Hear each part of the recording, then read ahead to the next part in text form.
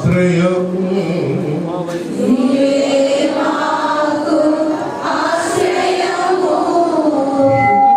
నీవు కాక్షిణ రక్తము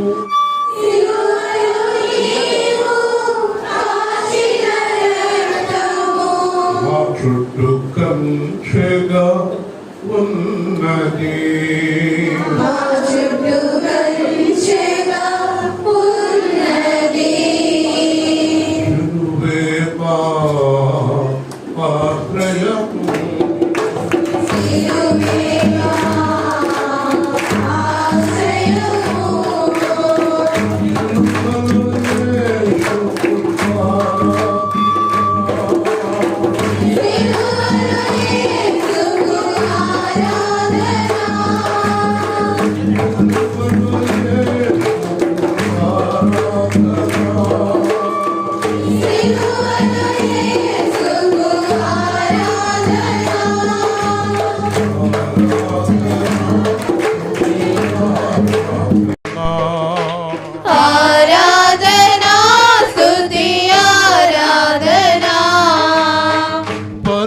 పరిశుద్ధునికి ఆరాధనా పరిశుద్ధునికి ఆరాధనా పరిశుద్ధతలో దైవానికి పరిశుద్ధతలో దైవానికి ఆరాధనా ఆరాధనా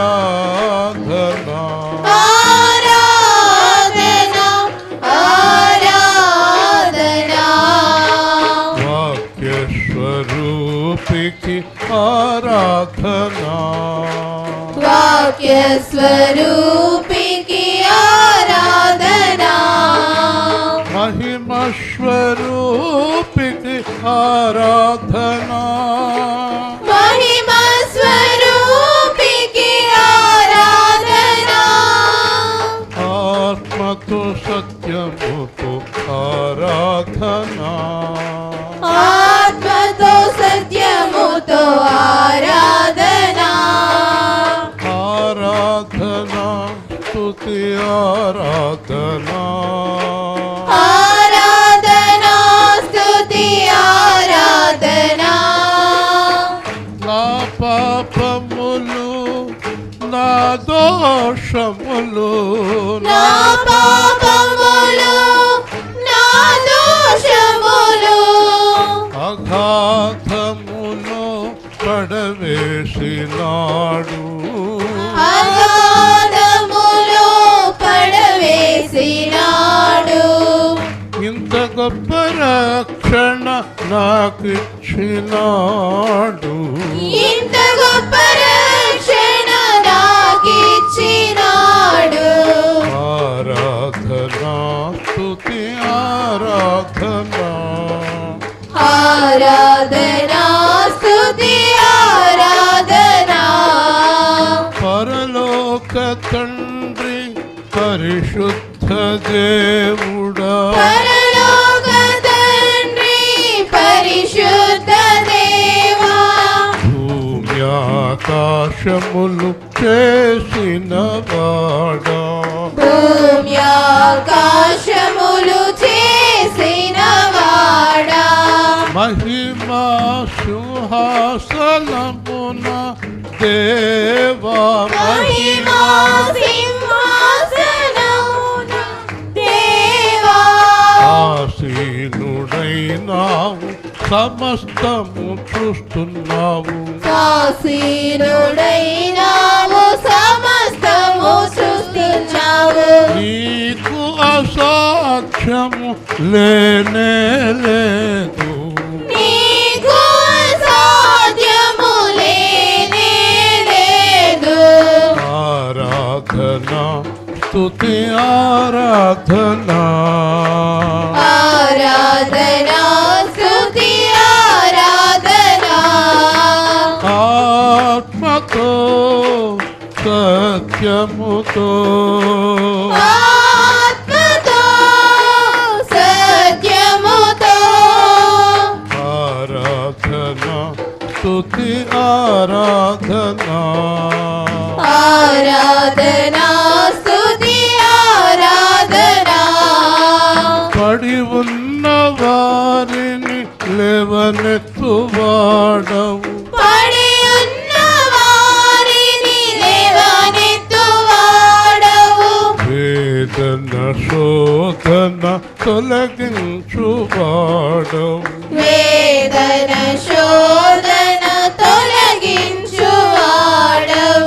నీయందు నిలచి ప్రార్థించు వారికి నీయందు నిలచి ప్రార్థించు వారికి సమస్తము మేలు చేయువాడవు సమస్తము నీవు చేయువాడవు ఆరాధనా ఆరాధనా ఆరాధనా స్తుతి ఆరాధనా ఆరాధనా ఆరాధనా ఆరాధనా స్తుతి ఆరాధనా ఆరాధనా స్తుతి ఆరాధనా ఆరాధనా స్తుతి ఆరాధనా ఆరాధనా స్తుతి ఆరాధనా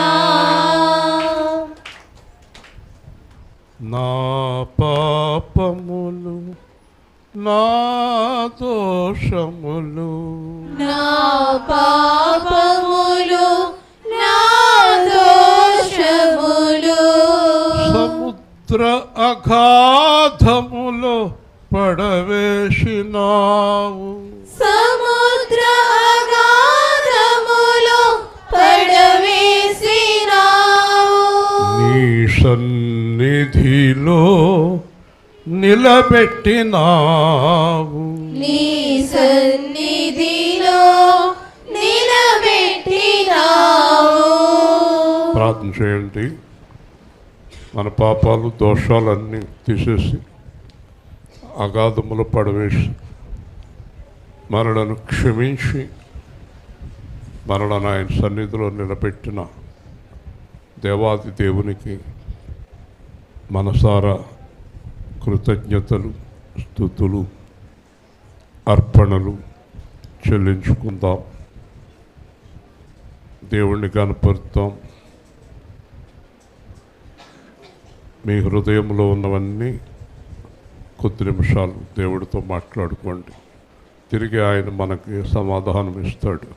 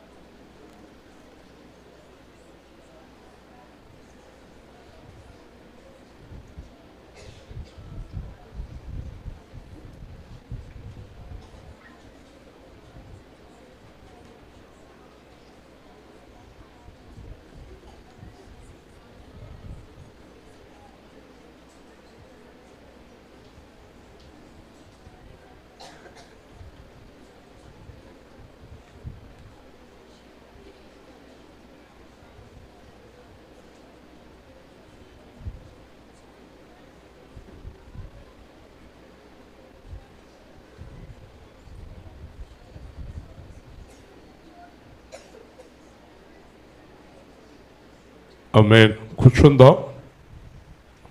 ఇంకా చాలా కుర్చీలు ఎదురు ఖాళీగా ఉన్నాయి. అక్కడక్కడ ఇరుక్కోవద్దు. ఎవరైనా ఖాళీ ఉన్న కుర్చీలు చూపించండి. ప్రశాంతంగా కూర్చోనండి. దేవుని వాక్యాన్ని శ్రద్ధగా మనం విందాం. మొదటి కొరింథీ పత్రిక 11వ అధ్యాయం 23వ వచనం. అలాగే 1 కొరింథీ 11:23. నేను మీకు అప్పగించిన దానిని ప్రభువు వలన పొందితిని. ప్రభువైన యేసు తాను అప్పగింపబడిన రాత్రి ఒక రొట్టెని ఎత్తుకుని కృతజ్ఞతాస్తుతులు చెల్లించి దాన్ని విరిచి, ఇది మీ కొరకైన నా శరీరము, నన్ను జ్ఞాపకం చేసుకొనుటకై దీన్ని చేయుడని చెప్పాను. ఆ ప్రకారమే భోజనమైన పిమ్మట ఆయన పాత్రను ఎత్తుకొని, ఈ పాత్ర నా రక్తము వలన నైన క్రొత్త నిబంధన, మీరు దీనిలోని త్రాగునప్పుడల్లా నన్ను జ్ఞాపకం చేసుకొనుటకై దీన్ని చేయుడని చెప్పాను. మీరు ఈ రొట్టెను తిని ఈ పాత్రలోనిది త్రాగునప్పుడల్లా ప్రభువు వచ్చే వరకు ఆయన మరణమును ప్రచురింతురు. కాబట్టి ఎవడు అయోగ్యంగా ప్రభు యొక్క రొట్టెను తిననో లేక ఆయన పాత్రలోనిది త్రాగునో వాడు ప్రభు యొక్క శరీరమును గూర్చియు రక్తమును గూర్చి అపరాధి అగును. కాబట్టి ప్రతి మనుషుడు తన్ను తాను పరీక్షించుకొనవలను. అలాగూ చేసి ఆ రొట్టెను తిని ఆ పాత్రలోనిది త్రాగవలెను. ప్రభువు శరీరమని వివేచింపక తిని త్రాగువాడు తనకు శిక్షావిధి కలుగుటకే తిని త్రాగుచున్నాడు. ఇందువలననే మీలో అనేకులు బలహీనులను రోగులనై ఉన్నారు, చాలామంది నిద్రించుచున్నారు. అయితే మనలను మనమే విమర్శించుకునే ఎడల తీర్పు పొందకపోదుము. మనము తీర్పు పొందిన ఎడల లోకముతో పాటు మనకు శిక్షావిధి కలగకుండానట్లు ప్రభువు చేత శిక్షించబడుచున్నాం. చాలండి, జాగ్రత్తగా ప్రతి ఒక్కరు కూడా హృదయం దేవుని వాక్యం మీద ఉంచండి. కిందటి వారం చెప్పినట్టే మళ్ళీ చెప్తున్నాను, ప్రభువులో నడవలేకపోతే ఆగిపోండి కానీ రాకండి. ఈరోజు మీరు స్పష్టంగా తెలుసుకుంటారు, ప్రభువులో నడవని వారికి వచ్చే శిక్షలు, ఇబ్బందులు, కష్టాలు, శ్రమలు. ప్రభువుతో నడవని వారి జీవితం ఒక ఉదాహరణ. చిల్లు కొండ, ఆ కొండలో నీళ్లు పోస్తారు, చిల్లు చిన్నదే కానీ నీళ్లు ఉండవు. మీరు ఎన్ని నీళ్లు పోసినా ఆ నీళ్లు వెళ్ళిపోతూ ఉంటాయి. ప్రభువుతో నడవని వారి జీవితం కూడా అంతే. వారి జీవితంలో ఏది సాధించలేరు, చివరికి మిగిలేది ఏముండదు. పరలోకము పోయే, మరి రక్షణ పోయే, అన్నీ పోయే. కాబట్టి మీరు వాక్యానుసారంగా జీవించి తీరాలి. యేసు ప్రభువులోకి రావటం అంటే ఏదో నామకార్థంగా రావటం, వెళ్ళడం అనేది కుదరదండి. నిశ్చయంగా ప్రభు చెప్పినట్టుగా జీవించి తీరాలి. ఒకవేళ జీవించలేకపోతే నెమ్మదిగా తప్పుకోవాలి. అంతేగాని మీకు ఒక ఉదాహరణ చెప్తాను. మొన్ననే మనం వివాహం చేసాం. ఆ వివాహంలో ఒక నిబంధన ఎవరితో చేస్తున్నాం అంటే నా భర్తతో. ఎవరితో అంటే నా భార్యతో.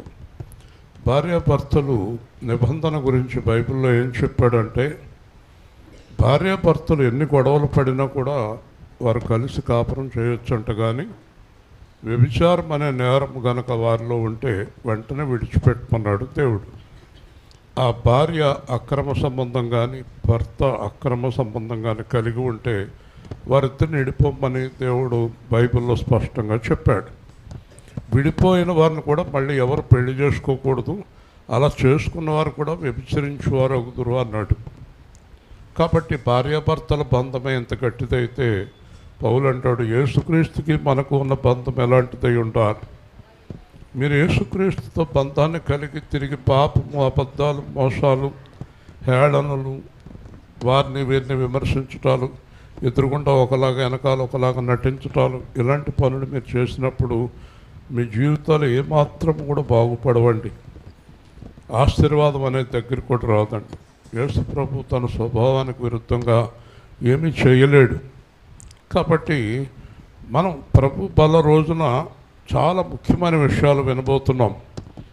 అలా చేయగలిగితేనే మనం ప్రభుతో ఉండాలి, లేదంటే విడిచిపెట్టాలి. నువ్వు కాపురం చేయగలిగితేనే భర్తతో ఉండాలి, కాపురం చేయగలిగితేనే భార్యతో ఉండాలి.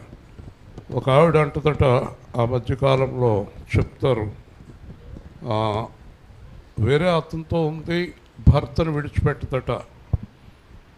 భర్త అడుగుతాడు, నువ్వు వ్యభిచారం చేస్తూ నాతో కాపురం ఎలా చేస్తావు, నిన్ను విడవను అతన్ని విడవను అంటుందట. ఇది ఎంత భయంకరమైన పరిస్థితి చూడండి. అతను కోర్టుకు వెళ్ళాడు, కోర్టులో కూడా అదే మాట చెప్తూ ఉంది ఆమె. జడ్జి గారు కఠినంగా దండించారు, తర్వాత విషయం అనుకోండి. అలాగే నువ్వు యేసు ప్రభుతో సహవాసం చేస్తే యేసు ప్రభుతో చెయ్యి, లోకంతో చేస్తే లోకంతో చెయ్యి, వెళ్ళిపో, ఉండొద్దు. కానీ అటు ఇటు చేయటం వల్ల చాలా ప్రమాదం అని బైబిల్ చెప్తుంది. చాలామంది యథేచ్ఛగా పాపం చేస్తూ బైబిల్ పట్టుకుని మరలా మందిరానికి చాలా ఫ్రీగా వచ్చేస్తున్నారు. ఇది చాలా ప్రమాదకరం. హఠాత్తుగా మనం కూలిపోయే అవకాశం ఉంటుంది. అదే ఈరోజు మనం ప్రభు బలకు ముందు తెలుసుకోవాల్సిన ప్రాముఖ్యమైన విషయం. నేను మీకు అప్పగించిన దాన్ని ప్రభు వల్ల పొందుతుని. ప్రభు బల్ల ఇవ్వాలంటే కూడా దేవుని అధికారం కావాలి సేవకుడికి. దేవుని అధికారం లేకుండా ప్రభు బల్ల ఇవ్వకూడదు. ప్రభు బల్ల ఇచ్చేవారు కూడా దేవుని చేత అధికారం పొందిన వారై ఉండాలి. అధికారం పొందిన వారు ఇలా చెప్తారు, అధికారం లేని వారు మీరు ఎలాగొన్నా వచ్చి ప్రభు బల్ల తీసుకున్న పెట్టెలో కానుకేసుకుపోండి అని చెప్తారు. మీ దశంభాగాలన్నీ చెల్లించేయండి అని చెప్తారు. ఈ గొడవ తప్ప మీరు ప్రభులాగా ఉండాలని చెప్పరు. ప్రభువులాగా ఉండాలని చెప్పి ప్రభు బల్ల ఇచ్చేవారు ప్రభువు చేత అధికారం పొందినవారు. హల్లెలూయా. మీరు ఖచ్చితంగా ఉండాలని చెప్పేవాడు నిజమైన సేవకుడు. మీరు ఎలాగున్నా పర్లేదు, దశంభాగాలు మానకండి, కానుకలు మానకండి అని చెప్పేవారు నిజమైన సేవకులు కాదు. అలాగే మీరు ఎలా జీవించినా పర్లేదు, బయట ఇక్కడికి వచ్చి మాత్రం జాగ్రత్తగా ఉండండి అని చెప్పేవాడు సేవకుడు కాదు. కాబట్టి ప్రభు వలన సేవకుడు అయిన వాడు ప్రభువునే ప్రకటిస్తాడు. మీరు ఈజీగా కనిపెట్టేయచ్చు. అన్ని సంఘాలు కాదు, అందరూ సేవకులు కాదు, అందరూ సేవకులంటారు కాదు. దేవుడి చేత ఏర్పాటు చేయబడిన సేవకుడు, మీకు స్పష్టంగా చెప్తున్నాను, దేవుడి చేత ఏర్పాటు చేయబడిన సేవకుడు పాపాన్ని ఖండించి తీరుతాడు. అతడే నిజమైన సేవకుడు. దేవుని స్తోత్రం. పాపాన్ని ఒప్పుకునే సేవకుడు కాదు. అలాంటి విషయాలు కుదరదు. మీరు ఎవరినో మోసం చేసి ఇక్కడ కూర్చొని రొట్టె వెరుపు తీసుకుంటామంటే కుదరదు. మీరు ఏదో బయట తప్పుడు పనులు చేసి వచ్చి ఇక్కడ రొట్టె వెరుపు తీసుకుంటే కుదరదు. నరకానికి దగ్గర దారి అయిపోతుంది. చాలా జాగ్రత్తగా ఉండాలి.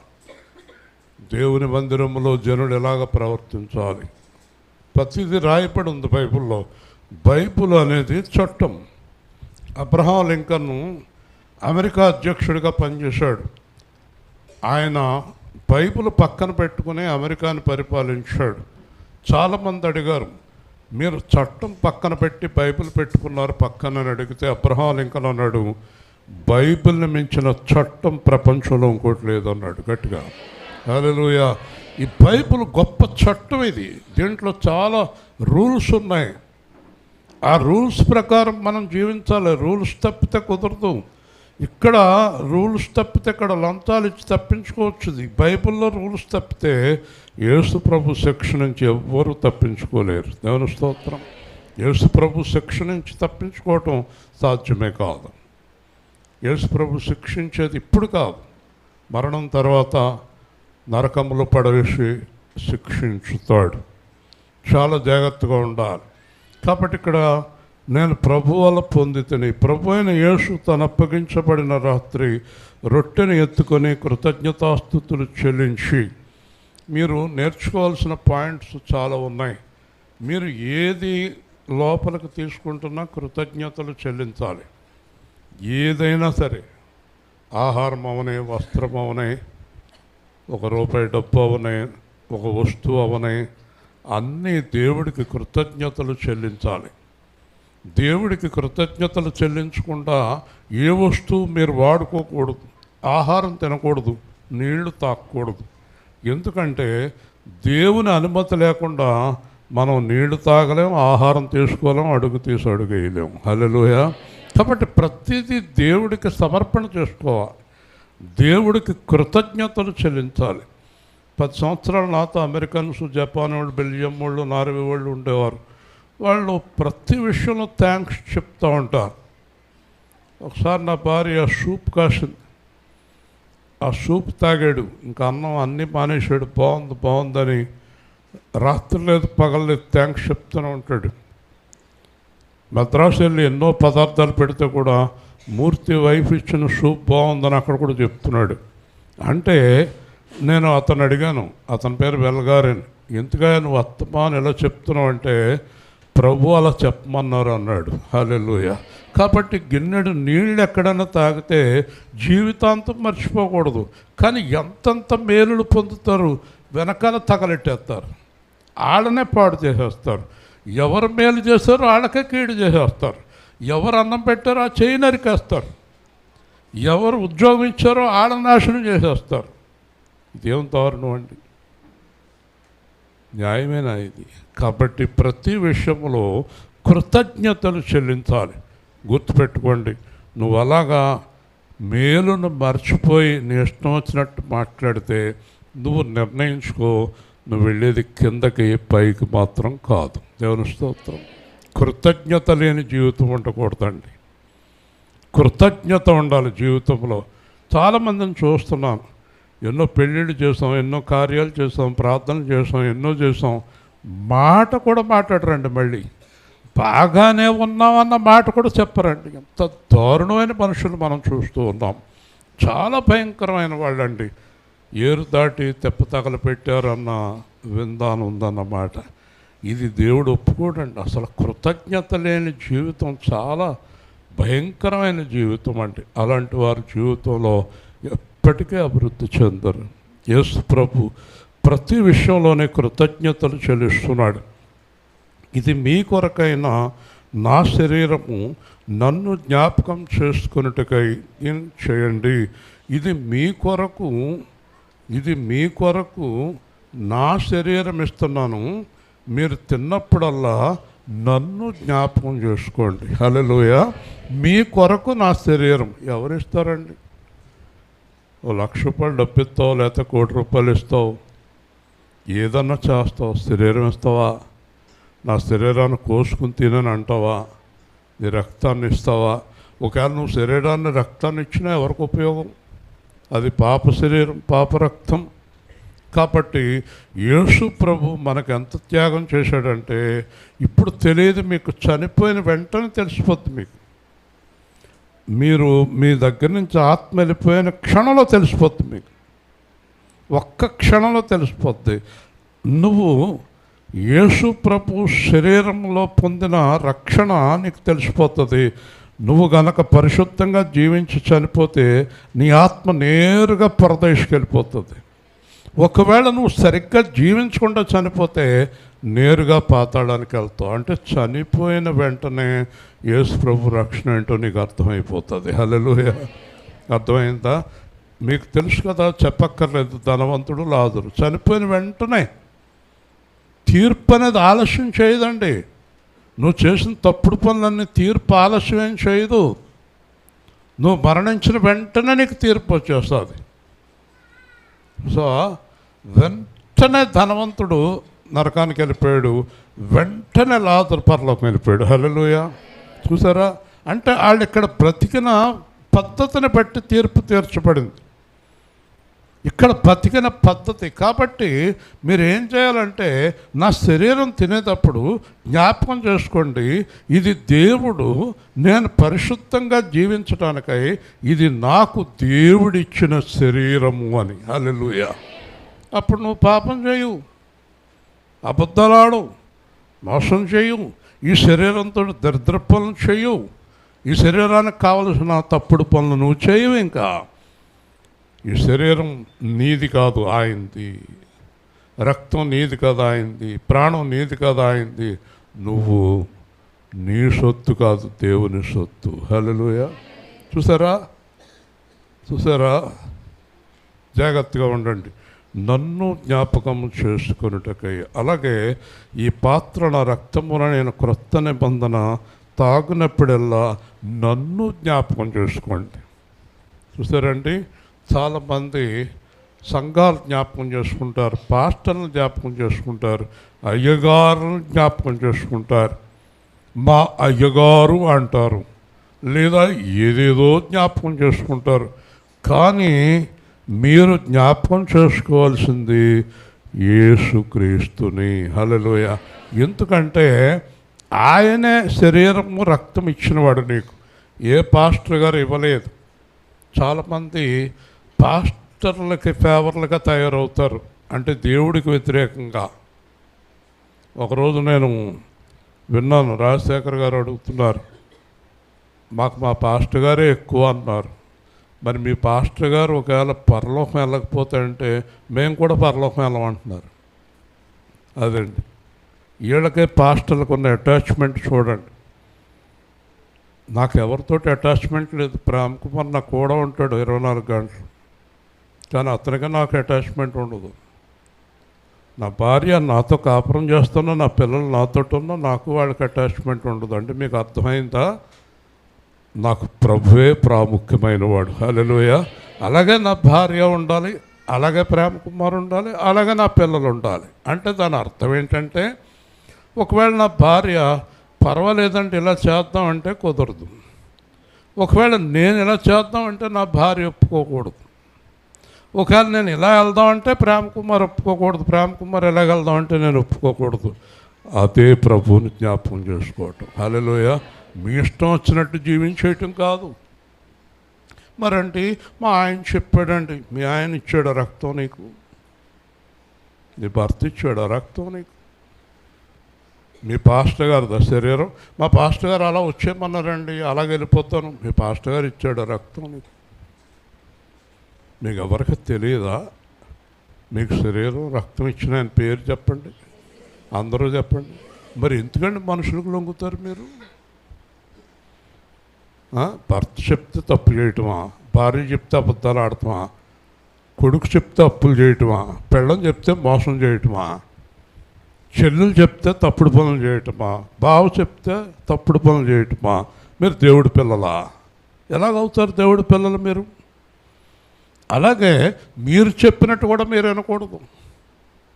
మీరు చెప్పినట్టు కూడా మీరు వినకూడదు. ఎందుకంటే మీ లోపల చెప్తే అలా చేయాలా చేయాలా చేయాలా చేయని చేయకూడదు.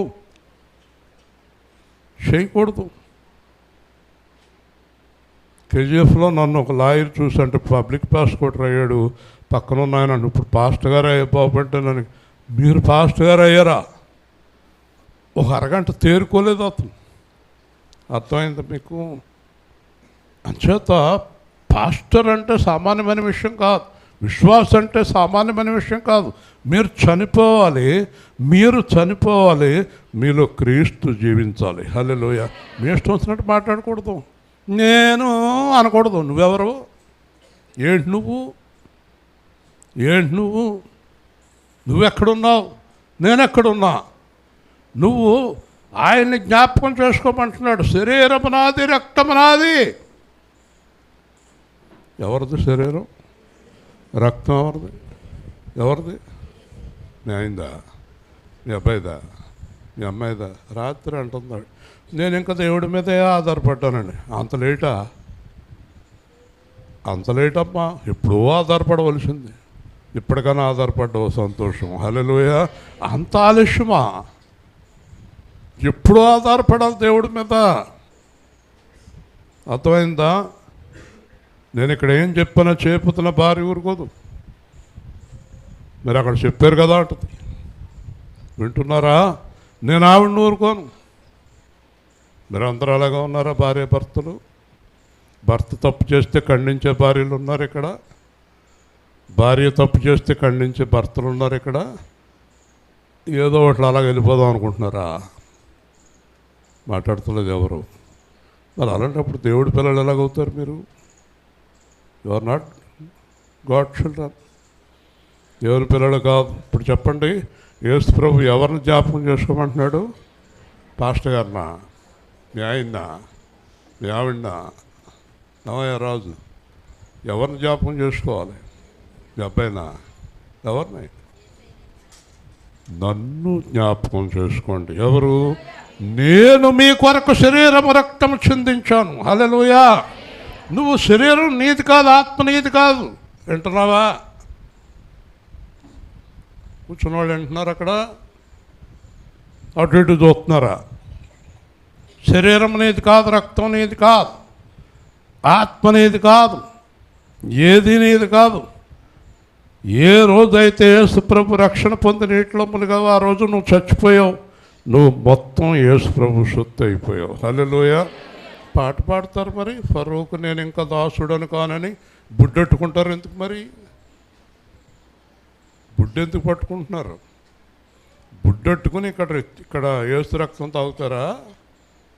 నాలుగు అలాగే పగిలిపోద్ది, జాగ్రత్త. తప్పుడు పనులు చేసి మళ్ళీ ఇక్కడ యేసు రక్తం తాగుతారా? అబద్ధలాడి యేసు రక్తం తాగుతారా? మనుషులు మోసం చేసి యేసు రక్తం తాగుతారా? యేసు రక్తం అపవిత్రమైందా? అపవిత్రమైందా? కాదు. వింటున్నారా? కాదు. మన మహిమల అక్క ఫోన్ చేసింది నాకు కిందటి వారం మెసేజ్ని. మీరు చెప్పిన మెసేజ్ అంతా ఇక్కడ చర్చిలో జరిగిందండి అంది. పాస్టర్ గారిని వాక్యం బోధించొద్దన్నారంట. సంఘం అంతా వెళ్ళి తప్పు చేస్తున్న వాక్యం ఆపేయండి అన్నారంట. అర్థమైంది మీకు? పాస్టర్ గారి మీద మీకు అధికారం ఉంది, మీ మీద పాస్టర్ గారికి అధికారం ఉంది. జాగ్రత్త. దేవుడు నిలదీసేస్తాడు తప్పు చేస్తే. దేవుని స్తోత్రం. హల్లెలూయా. రక్తం ఇచ్చాడు, శరీరం ఇచ్చాడు, ఆత్మనిచ్చాడు, అన్ని ధార పోసేసాడు నీకు. ఇంకా నువ్వు జీవించేది నువ్వు కాదు, ఆయన. నీ నోటికొచ్చిన మాటలు మాట్లాడకూడదు. పౌలు చెప్పాడు, జీవించుచున్నది నేను కాదు, నాలో యేసు. హల్లెలూయా.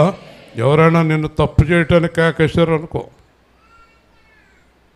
ఇలా చేద్దాము అన్నారు అనుకో, ఒకవేళ వాళ్ళ ప్రభువులు లేరనుకో, ఆడితో చెప్పాలి, అలా కుదరదు, నేను ప్రభువు బిడ్డను అని చెప్పాలి. హల్లెలూయా. ఎవరు బిడ్డవు నువ్వు? ప్రభువు బిడ్డవి. ఒకవేళ ప్రభువు నమ్ముకున్నవాడు నిన్ను తప్పు చేయటానికి పిలిచాడు అనుకో, అతనితో చెప్పాలి, నువ్వు ప్రభువును విడిచిపెట్టి లోకంలో కలు బైబిల్ పట్టుకుంటాక నీకు అర్హత లేదని చెప్పాలి. నేను కాదు, మీరు కూడా ఖండించాలి అలాంటి వాళ్ళని. ఒకవేళ మీ అమ్మాయి తప్పు చేస్తుంటే, మీ అబ్బాయి తప్పు చేస్తుంటే, నీ భర్త తప్పు చేస్తుంటే, నీ భార్య తప్పు చేస్తుంటే నువ్వు ఖండించాలి ఇంట్లో. ఊరుకోకూడదు. లంచం తెస్తున్నాడు అనుకునే మగుడు, ఎక్కడి నుంచి తెచ్చావు ఇది? గుంటూరులో ఒక సహోదరు అడిగింది, డబ్బు తెచ్చాడు ఆయన 50,000 ఎక్కడయ్యా అని అడిగింది. ఎక్కడే అంది. ఎవరో ఇచ్చారు అన్నాడు. ఎందుకు ఇచ్చారు అంది. ఎందుకు ఇస్తామంటే నేను ఉద్యోగంలో ఉన్నాను, ఇచ్చారు, తీసి వాళ్ళకి వెళ్ళి ఇచ్చేసిరా అంది. వెళ్ళి డబ్బులు ఇచ్చేసిరా తీసుకున్న అతనికి అంది. ఇచ్చేస్తే కాపురం, లేదంటే గెటౌట్ అంది. గెటౌట్ అని నన్ను అంటున్నామంటే నా ఇల్లు అంది. బ్యాగ్ సర్చుకుని ఆవిడ వెళ్ళిపోయింది. ఆవిడ్ని దేవుడు చేర్చుకున్నాడు. దేవుని స్తోత్రం. హల్లెలూయా. మీరు దేవుడి కోసం జీవిస్తే దేవుడి కోసం జీవించండి. మొగుడు కోసం, పెళ్ళం కోసం, లంచాల కోసం, పిల్లల కోసం, డబ్బుల కోసం, పాపాల కోసం జీవిస్తే వెళ్ళిపోండి. జీవించకండి. పేరు ఎత్తకండి. దేవుడి పేరు ఎత్తకండి. దేవుడి పేరు ఎత్తే అర్హత లేదు మీకు. యేసు ప్రభు పేరెత్తే అర్హత లేదు మీకు. ఒకవేళ పేరెత్తుతా ఉంటారా, సందేశం వినండి. మేము తప్పు చేస్తూనే ఉంటామండి. చర్చికి మానవండి, పాటలు మానవండి, వాక్యాలు మానవండి, రొట్టెలు మానవండి. ఈరోజు సందేశం మీకే, నాకే, మీకు నాకే. చూడండి ఏం చెప్తున్నాడు, జాగ్రత్తగా వినండి. ఆ ప్రకారమే భోజన పైన పిమ్మట నా రక్తము కొత్త నిబంధన. ఈ రొట్టెను తిని పాత్రలను తాగినప్పుడల్లా ఆయన మరణమును ప్రచురించుదురు. జాగ్రత్తగా వినండి. పాపము వలన వచ్చు జీతము మరణము, క్రీస్తు యేసునందు నిత్య జీవము. ఇప్పుడు దేవుడు రక్తం ద్వారా నిన్ను ఎక్కడి నుంచి తప్పించాడు? గట్టిగా చెప్పండి.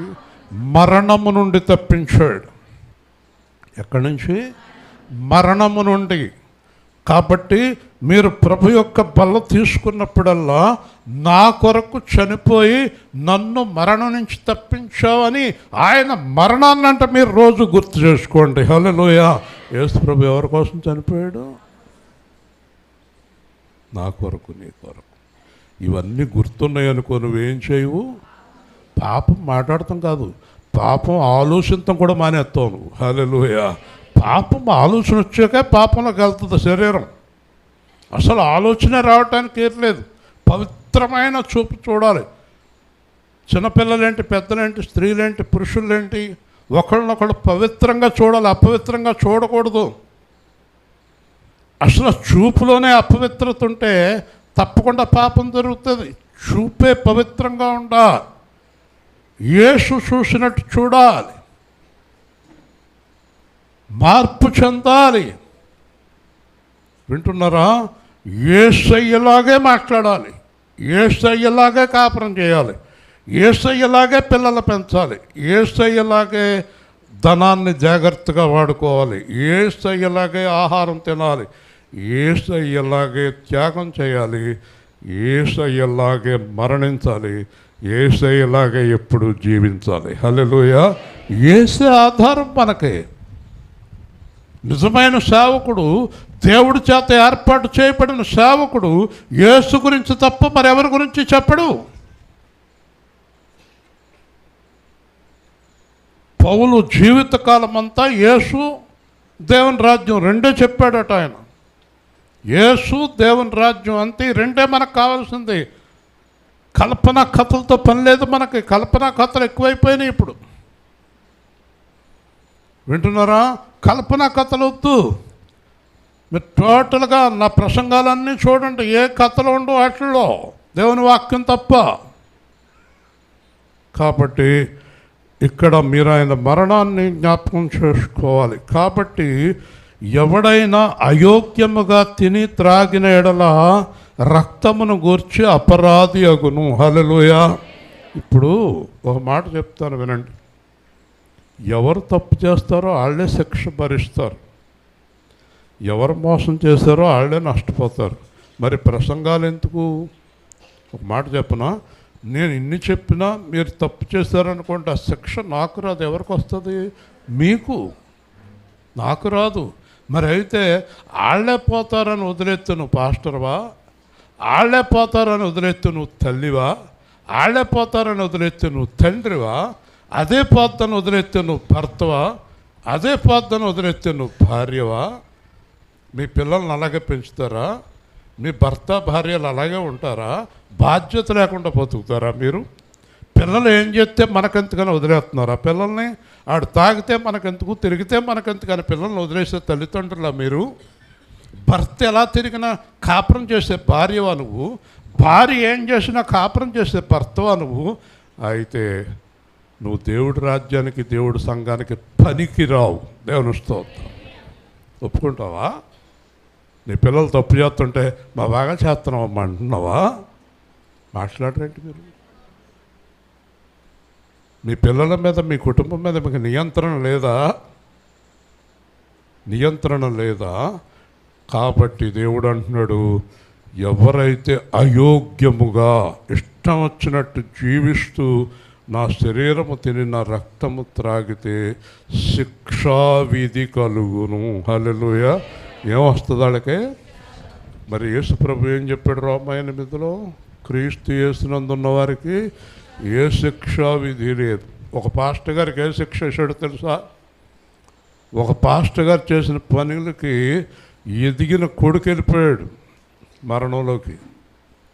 దేవుని శిక్ష అది. జాగ్రత్తగా ఉండాలి. శిక్షలు వస్తాయి. నిన్ను బట్టే నీ పిల్లలు వెళ్ళిపోతారు, భర్త వెళ్ళిపోతాడు, భార్య వెళ్ళిపోద్ది. శిక్షలు వచ్చేస్తే నీకు జైలుకు పోతావు. ఎవరు లంచం తీసినా పట్టుకోడు. మీరు లంచం తీసుకుంటే పట్టిస్తాడు మిమ్మల్ని, మీరు దేవుడు పిల్లలు కనుక. ఓ రోజు సోమరాజులింద్రపల్లిలో ఒక పాస్టర్ అన్నాడు నన్ను కాకేసి, ఏమండి మనకేనా ఎన్ని రూల్స్, బయట వాళ్ళు ఎలాగైనా ఉండొచ్చా అని అడిగాడు. నీకు కూడా లేదు రూల్స్, నువ్వైనా ఎలాగ ఉండొచ్చు అన్నాను నేను. ఏ అన్నాడు, ఆ పని పక్కన పెట్టేసి వాళ్ళలో కలిసిపో అని చెప్పాను. హల్లెలూయా. మనకే రూల్స్ ఏంటి? అవును, మనకే రక్తం ఇచ్చాడు, మనకే ప్రాణం ఇచ్చాడు, మనల్నే కొనుక్కున్నాడు. వాళ్ళలాగా నువ్వు ఉండాలనుకుంటే రక్షణ వదిలేయమన్నాడు. బైబిల్లో స్పష్టంగా ఉంది.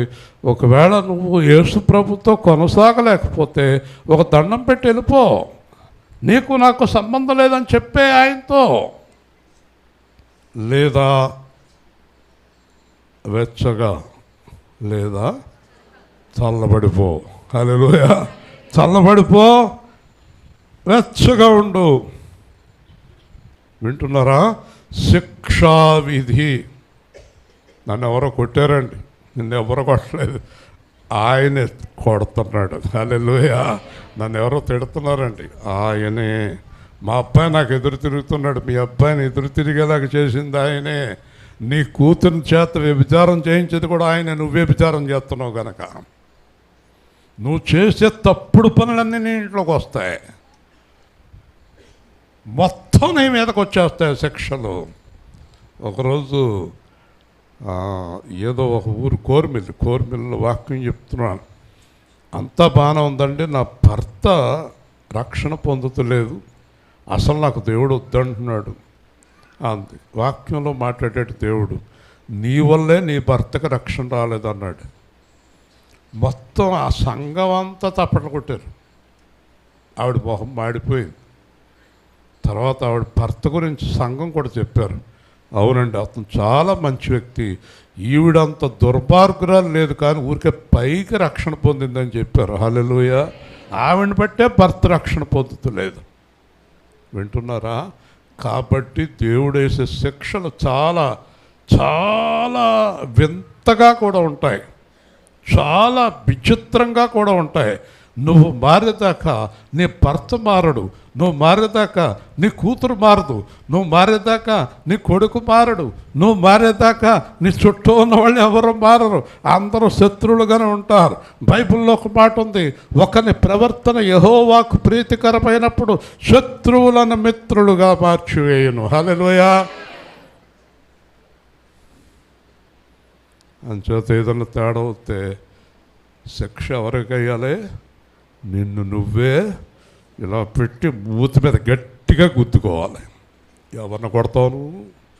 పిల్లోడని చెప్పి చిన్నోడని ఆయన కొట్టేస్తావా? చిన్నదని చెప్పి దాన్ని కొట్టేస్తావా? నీ శిక్షలే వాళ్ళ మీదకి వచ్చినాయి. దేవుని స్తోత్రం. నీ లక్షణాలు వాళ్ళకి వచ్చినాయి. నీకే పుట్టారు వాళ్ళు, నీ లక్షణాలు వచ్చినాయి వాళ్ళకి. నువ్వేం చేసేవాళ్ళు అదే చేస్తారు. వింటున్నారా? ఏం మాట్లాడరే? మీ పిల్లల్ని తిట్టే ముందు ఎవరిని తిట్టుకోవాలి? మిమ్మల్ని తిట్టుకోవాలి. హల్లెలూయా. గట్టిగా చెప్పాలి. మన లక్షణాలే వస్తాయి వాళ్ళకి. ఆదాము లక్షణాలు వచ్చినాయి. బైబిల్ చెప్తుంది మనందరికీ ఆదాము హవ్వ లక్షణాలు వచ్చినాయి. మనందరికీ ఆదాము హవ్వ లక్షణాలు వచ్చినాయి కనుక యేసుక్రీస్తు వచ్చి శరీరము రక్తం ఇచ్చి మన గురించి చనిపోయి ఆయన శరీరం రక్తం మనకిచ్చి ఆయన లక్షణాల్లోనికి మనల్ని మారుస్తున్నాడు. హల్లెలూయా. ఇప్పుడు ఆదాము హవ్వ లక్షణాలు వెళ్ళిపోయి ఎవరి లక్షణాలు రావాలి మనకి? యేసయ్య లక్షణాలు. ఇప్పుడు మన జీన్స్, మన రక్తం ద్వారానే కదా మన పిల్లలు పుట్టారు, మన రక్తంలోంచి వచ్చే లక్షణాలు కదా పిల్లలకు వస్తాయి. అప్పుడు యేసు రక్తం మనలోకి వస్తే ఎవరి లక్షణాలు రావాలి? యేసు లక్షణాలు రావాలి. హల్లెలూయా. అర్థమైంది ఇప్పుడు మీకు? యేసు రక్తం ద్వారా మన స్వభావం మారాలి, మన పద్ధతులు మారాలి, మన ఆలోచన మారాలి. అర్థమైందా? ఒకసారి నేను బెంగళూరుకి వెళ్తున్నాను, అక్కడ ఎవరికో 10,000 ఇవ్వాలి. మా అత్తగారు కాకేసి అబ్బాయి 10,000 పట్టుకెళ్ళి మాధవరావుకి ఇచ్చేస్తావా? ఇచ్చేస్తాను. మన్నాడు బయలుదేరి ముందు వెళ్తే లేదు అబ్బాయి, ఎందుకోలేవు, డబ్బులు ఎందుకోలేవు అంటుంది. ఓహో, నాకేదో అర్థమైపోయింది, ఈ 10,000 వాడేస్తాడని డౌట్ వచ్చింది, ఆవిడకి ఇవ్వలేదు అనుకున్నాను. ఎందుకంటే అప్పుడు నా పరిస్థితి అది. అర్థమైందా? ఒక 7-8 సంవత్సరాలు అయిపోయిన తర్వాత ఓ రోజున కాకేసి మీ మాయ దగ్గర ఒక 5 లక్షలు ఉన్నాయి, పట్టుకెళ్ళి మీ ఇంటికాడ పెట్టుకొని ఆయన అంతే. 10,000 ఇవ్వని ఆవిడ ఎన్ని ఇచ్చింది? 5 లక్షలు ఇచ్చింది. గట్టిగా దేవుని స్తోత్రం చెప్పండి. అప్పుడేమో మూర్తి లక్షణం, 5 లక్షలు తీసుకున్నప్పుడు యేసు ప్రభు లక్షణం. గట్టిగా దేవుని స్తోత్రం చెప్పండి. హల్లెలూయా. గట్టిగా చెప్పండి.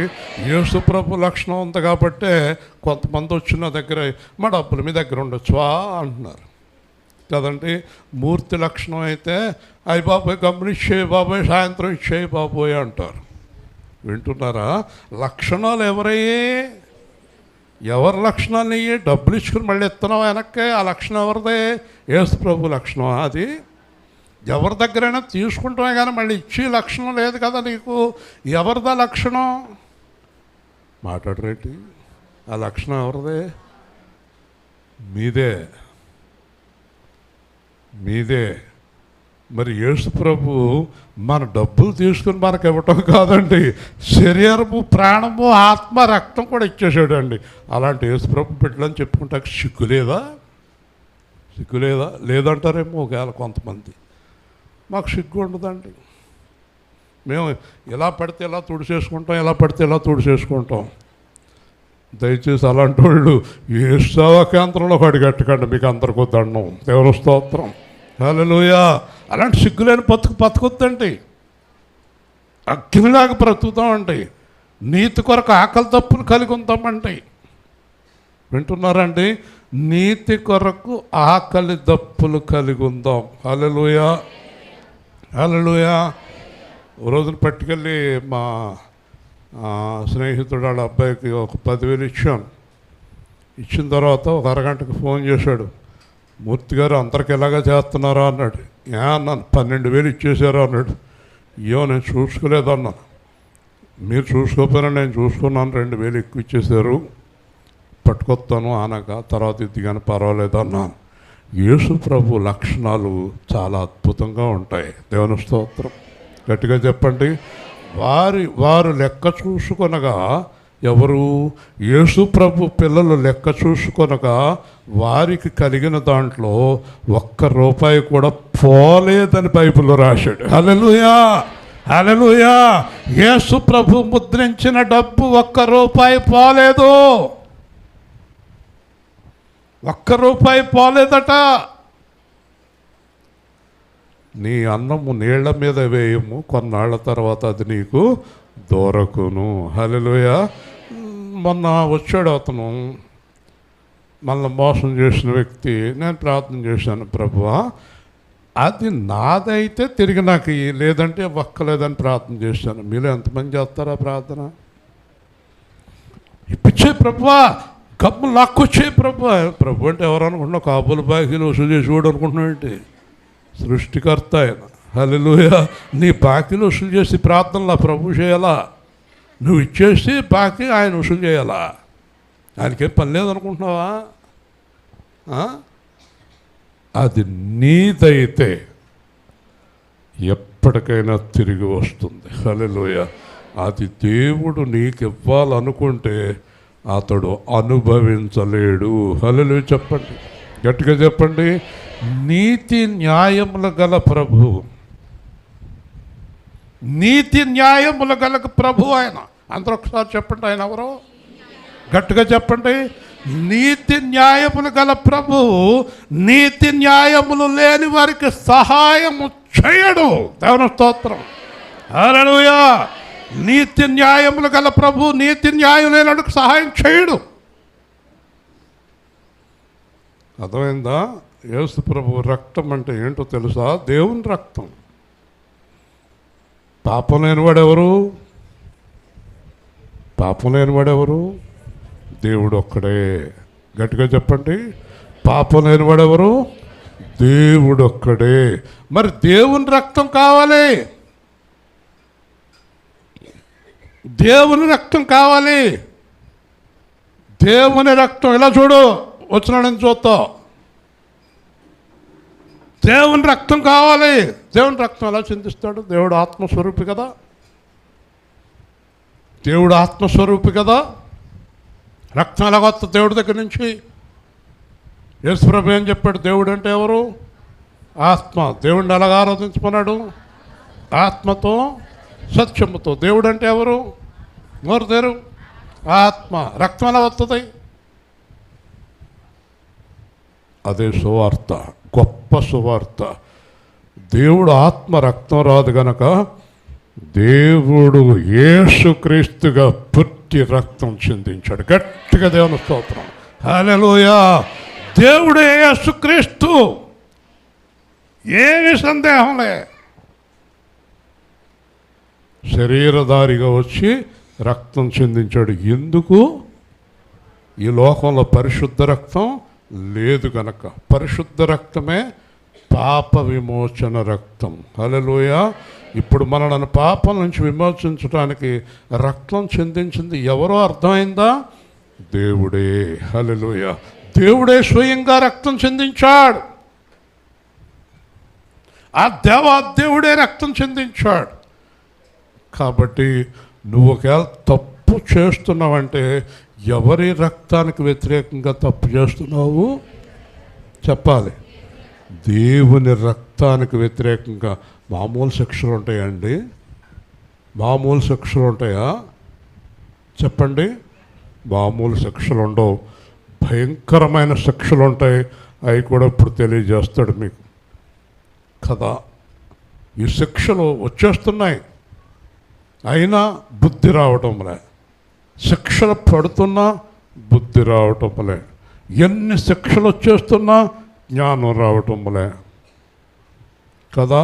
నేను వాళ్ళని శిక్షిస్తున్నాను, అయినా వారికి జ్ఞానం రావటం లేదని దేవుడు చెప్తున్నాడు. శిక్షలు పడుతూనే ఉన్నాయి, బుద్ధి రావటం లేదు. అదే మీకు చాలా క్లియర్గా తెలియజేస్తాను ఈరోజైనా జ్ఞానం తెచ్చుకోవాల్సిందిగా కోరుతున్నాను. పాపం చేసేవారిని హెచ్చరిస్తున్నాను. కాబట్టి ఇక్కడ దేవుడు అంటున్నాడు, అయోగ్యముగా ఉన్నవాడు అపరాధగుణం. కాబట్టి ప్రతి మనుష్యుడు తన్ను తాను పరీక్షించుకోవలెను. చెప్పండి, తన్ను తాను. ఎందుకంటే ప్రపంచంలో ఏ మనిషి మనస్తత్వం ఇంకో మనిషికి తెలదండి. ఒకవేళ 40-50 ఏళ్ళు కాపురం చేస్తున్నా నా భార్య గురించి నాకు, నా గురించి నా భార్యకి తెలియదండి. మనస్తత్వాలు తెలియవండి ఎవరికి కూడా. నేనేం చేస్తున్నానో నా భార్యకి తెలియదు, నా భార్య ఏం చేస్తుందో నాకు తెలియదు. అంటే నేనేం ఆలోచిస్తున్నానో ఆవిడకి తెలియదు, ఆవిడ ఏం ఆలోచిస్తుందో నాకు తెలియదు. అలాగే ప్రపంచంలో ఏ మనిషి ఎలాంటోడో ఇంకొక మనిషికి తెలియనే తెలియదు. హల్లెలూయా. దేవుడికి తప్ప ఎవరికి తెలియదు. కాబట్టి ఇప్పుడు ఏం చేయాలి చెప్పండి? నన్ను నేనే పరీక్షించుకోవాలి. నిన్ను నువ్వే పరీక్షించుకోవాలి. నీలో దేవుడికి వ్యతిరేకమైంది ఉంటే నువ్వే వదలాలి. నాలో దేవుడికి వ్యతిరేకమైంది ఉంటే నేనే వదలాలి. నీ గురించి నాకు, నా గురించి నీకు తెలియదు. ఇప్పుడు ఈ రోజున మీరు నాకు, నేను మీకు సర్టిఫికెట్లు ఇస్తే చెల్తాయా? ఆ అమ్మాయి చాలా మంచిదమ్మా, అమాయకురాలమ్మా, ఆ అబ్బాయి చాలా మంచోడమ్మా.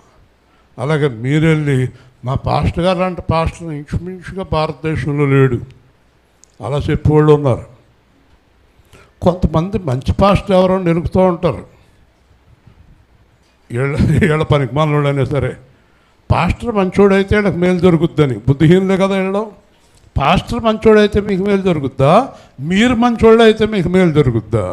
దేవుని స్తోత్రం చెప్పండి. కాబట్టి ప్రతి మనిషి చెప్పాలి, look beyond your self. Rotary క్లబ్లో నేను అధ్యక్షుడిగా ఉన్నాను కేజీఎఫ్లో. అప్పుడు నేను పెట్టించాను, లుక్ బియాండ్ యువర్ సెల్ఫ్ అంటే నీ లోపలకు నువ్వు చూసుకో. దేవుని స్తోత్రం. నువ్వెవరో నువ్వు గ్రహించు. నువ్వు గ్రహించు. ఒక మాట చెప్పండి, పౌలు ఏమని చెప్పాడు? పౌలు నేను ఎవరని చెప్పాడు? ఈ లోకములో అందరికంటే నేను ప్రధాన పాపిని.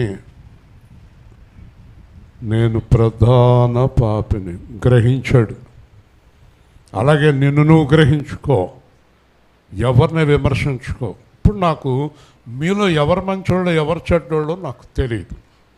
మీకు తెలియదు నేను మంచోడిని చెడ్డోడిని. ఇది సత్యం. పైకి కనిపించేదంతా మంచి కాదు, నటన కావచ్చు. కాబట్టి ఎవరికి వారు పరీక్షించుకోకపోతే దేవుడి దగ్గర ఖచ్చితంగా నష్టపోతాము. హల్లెలూయా. ఇప్పుడు ఇంకో మాట మీకు తెలుసు కదా, మారు మనసు పొందుమన్నాడా, మారు మనసు ఇస్తానన్నాడా? చెప్పండి, ఎవరు పొందాలి? మీ ఆయన, మీ ఆవిడ.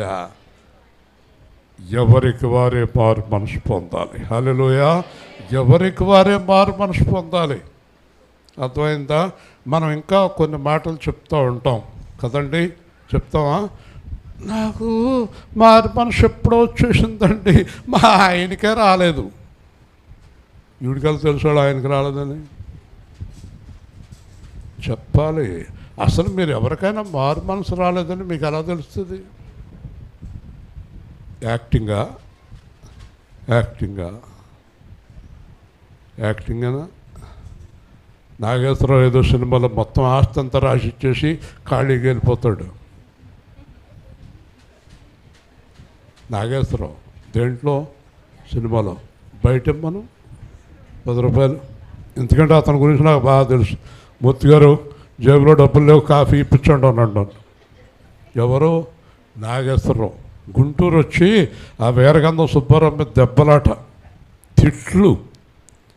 ఇదేంటి అతను ఎంత త్యాగాలు చేసేస్తాడు, సినిమాలు ఇలా తిడుతున్నాడు ఏంటి?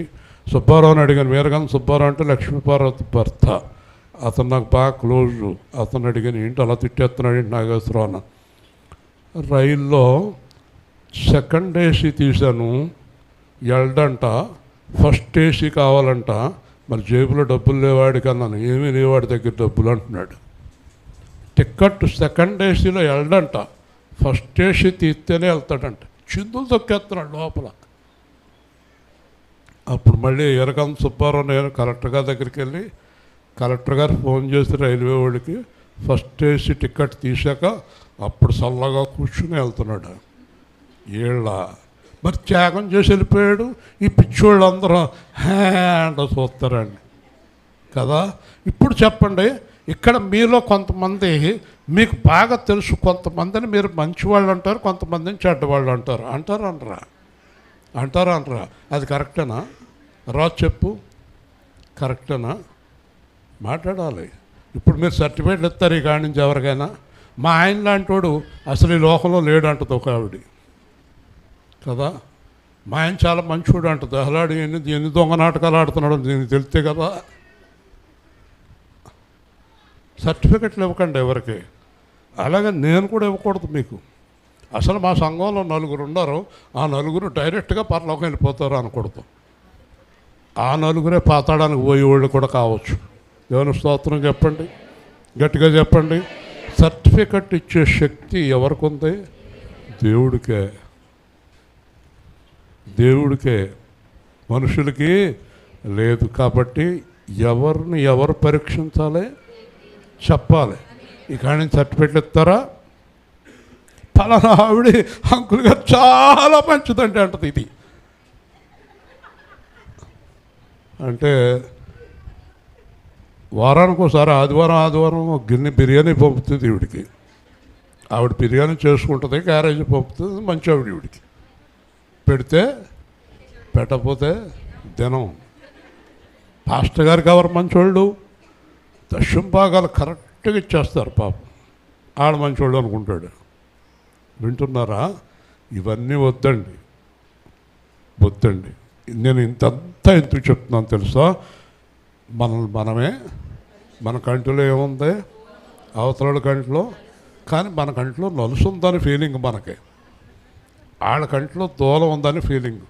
ఒక ఆయన అంటాడు, అసలు నేను చూస్తున్నానండి, అసలు ఈ ప్రపంచంలో ఎవరో మంచోళ్ళు లేరండి. వీడు 4 కన్నా ఎక్కువ ఎరగడు ఎవరినని. ఈ 4 ప్రపంచం వీడికి. ఆ 4 బట్టి ప్రపంచం గురించి చెప్పేస్తాడు. అది ఎలా కుదురుతుంది? How can you say? ప్రపంచం అంతా చెడిపోయిందంటే ఎలాగా? ఒక అమ్మాయిని ఒక అబ్బాయి ప్రేమించాడు, మోసం చేశాడు. ఆ అమ్మాయి ఏం చెప్తుంది? ప్రపంచంలో అబ్బాయిలందరూ మోసగాళ్ళు అంటే నీ కర్మ కొద్దీ ఆడు దొరికాడు నీకు. నువ్వు మోసగత్తువు కనుక, నువ్వు మోసం చేస్తావు కనుక నీకు మోసం చేసేవాడు దొరికాడు. నువ్వు మంచిదాని అయితే నీకు మంచివాడు దొరుకుతాడు కదా. పెళ్ళికి ముందు చెడ్డ పనులు చేసేవాళ్ళందరికీ దొరికేవాళ్ళందరూ చెడ్డ పనులు చేసేవాళ్ళే దొరుకుతారు, అంతే కదా. ఇప్పుడు మనం ఏ కొలతతో కొలుస్తామో అదే కొలత కొలవబడుతుందని యేసు ప్రభు చెప్పాడు. హల్లెలూయా చెప్పండి. ఏ కొలత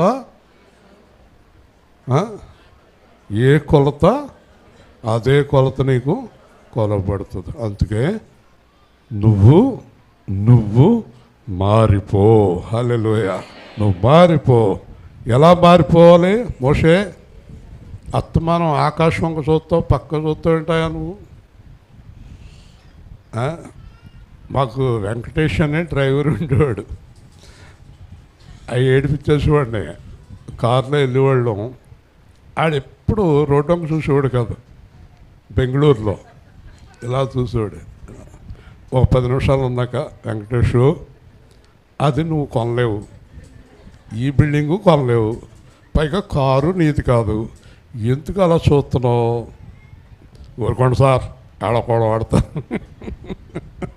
దేవుని స్తోత్రం. మా మోసే ఉద్దేశం ఏంటంటే అవన్నీ కొనేద్దామనో మరి ఏంటో అలా చూస్తూ ఉంటాడు. ఓకే, దేవుని స్తోత్రం కదా. ఎవరిని ఊరుకోనండి నేను. అందరూ ఇటువైపు చూడాలి ప్రార్థన అయ్యే వరకు. మనసు అటు ఇటు వెళ్ళకూడదండి. ఓకే, నిన్ను నువ్వు పరీక్షించుకో చెప్పాలి కదా. కుమార్ గారు కూడా ఎవరు ఇంకో చూసుకుంటుంది అంత అక్కడి నుంచి. మీ అమ్మాయి ఇక్కడ కూర్చుంది, మీ అబ్బాయి అక్కడ ఉన్నాడు, మీ ఆయన అక్కడ ఉన్నాడు, మీ నాన్నగారు ఉన్నారు, ఇంకెవరు లేరు, బియ్యంకుడు లేడా? ఓకే. చూడండి, తను తాను పరీక్షించుకొని రొట్టెను తిని త్రాగవలను. ఇప్పుడు 29 నుంచి శిక్షలు వస్తున్నాయి చూడండి. ఏమవుతున్నాయండి? 29 నుంచి శిక్షలు.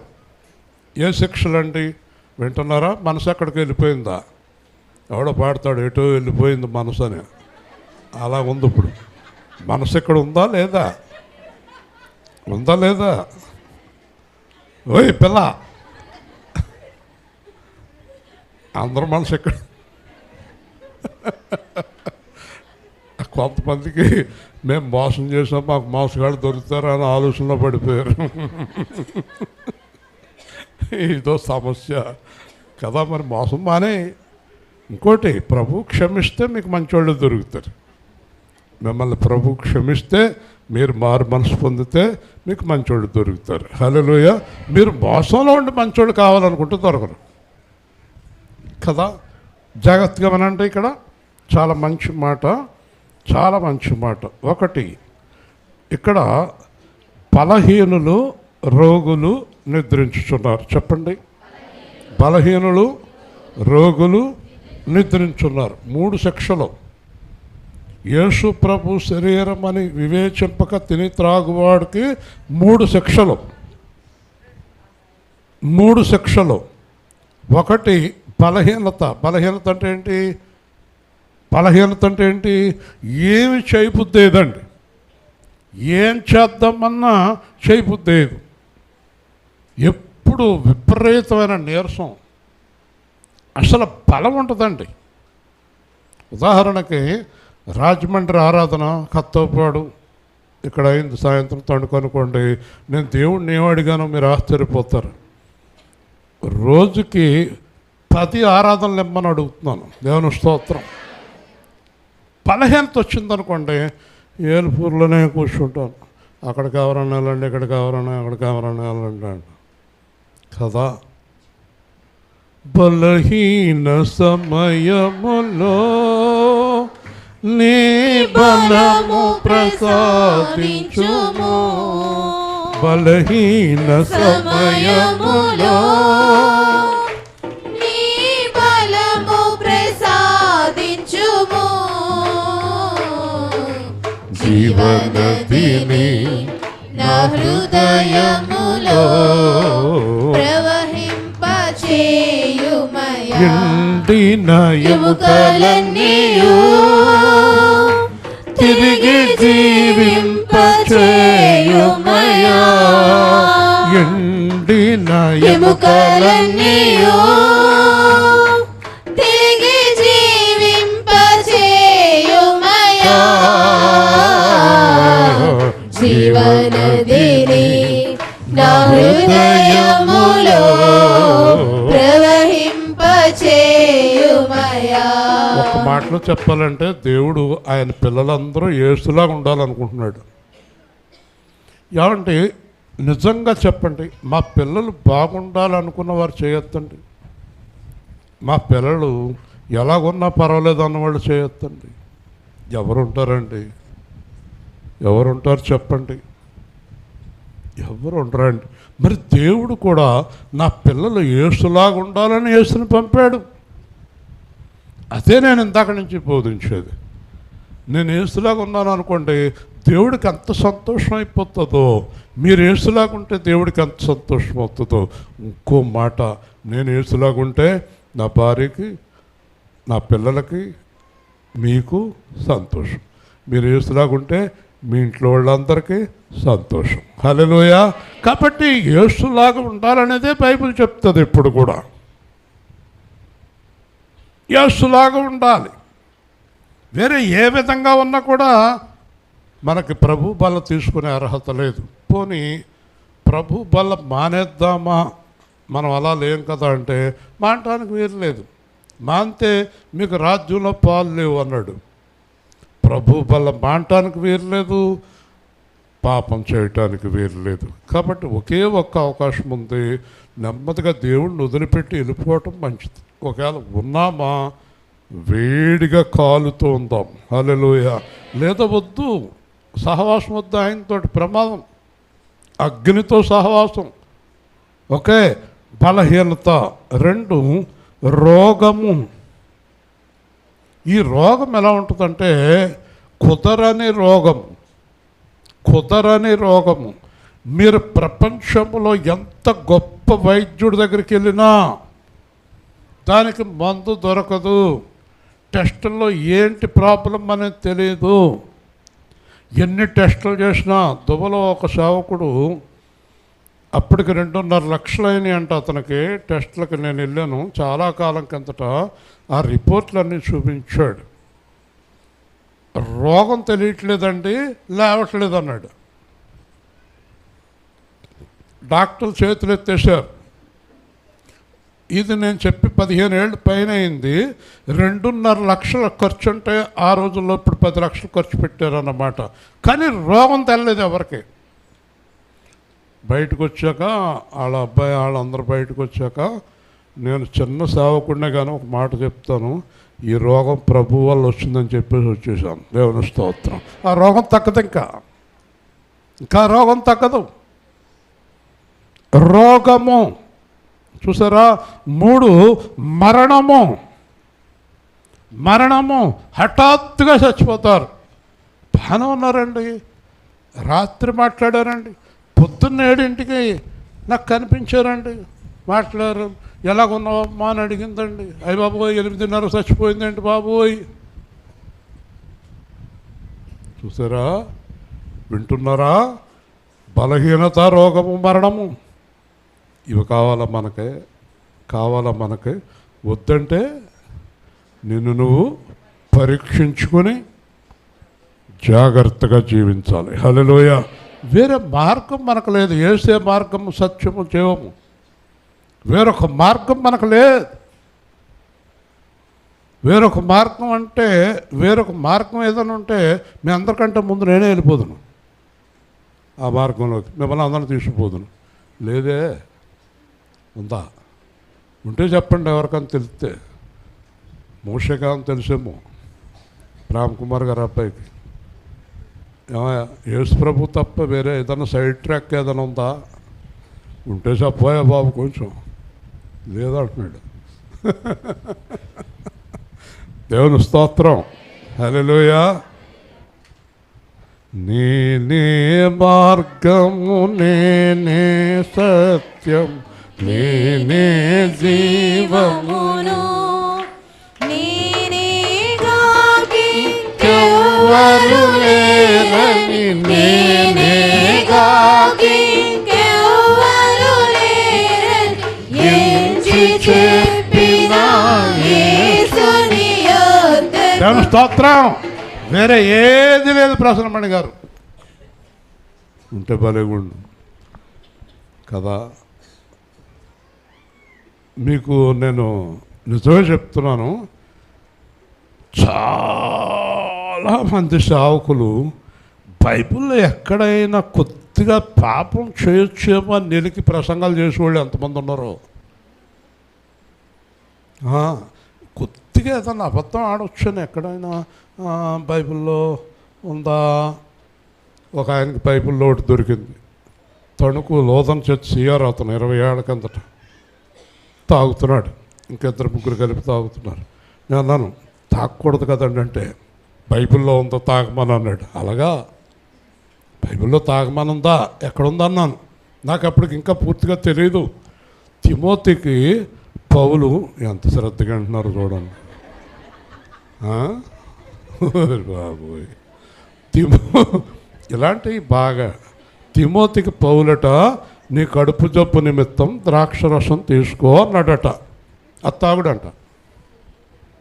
ఏనాను ద్రాక్షరసం తాగుడు ఎలాగవుతుంది? ఆ రోజుల్లో ద్రాక్షరసం అండి, ఈ రోజుల్లో బ్రాంతి అంటున్నాడు. సరే బాగానే ఉంది, పోనీ ఆ ద్రాక్షరసం ఈ బ్రాంతి అని అనుకుందాం, సరిపెట్టుకుందాం. విజయశాంతి గారు దుబాయ్లో అలాంటి పనులు ఏమైనా చేస్తుంటావా? మరి కాబట్టి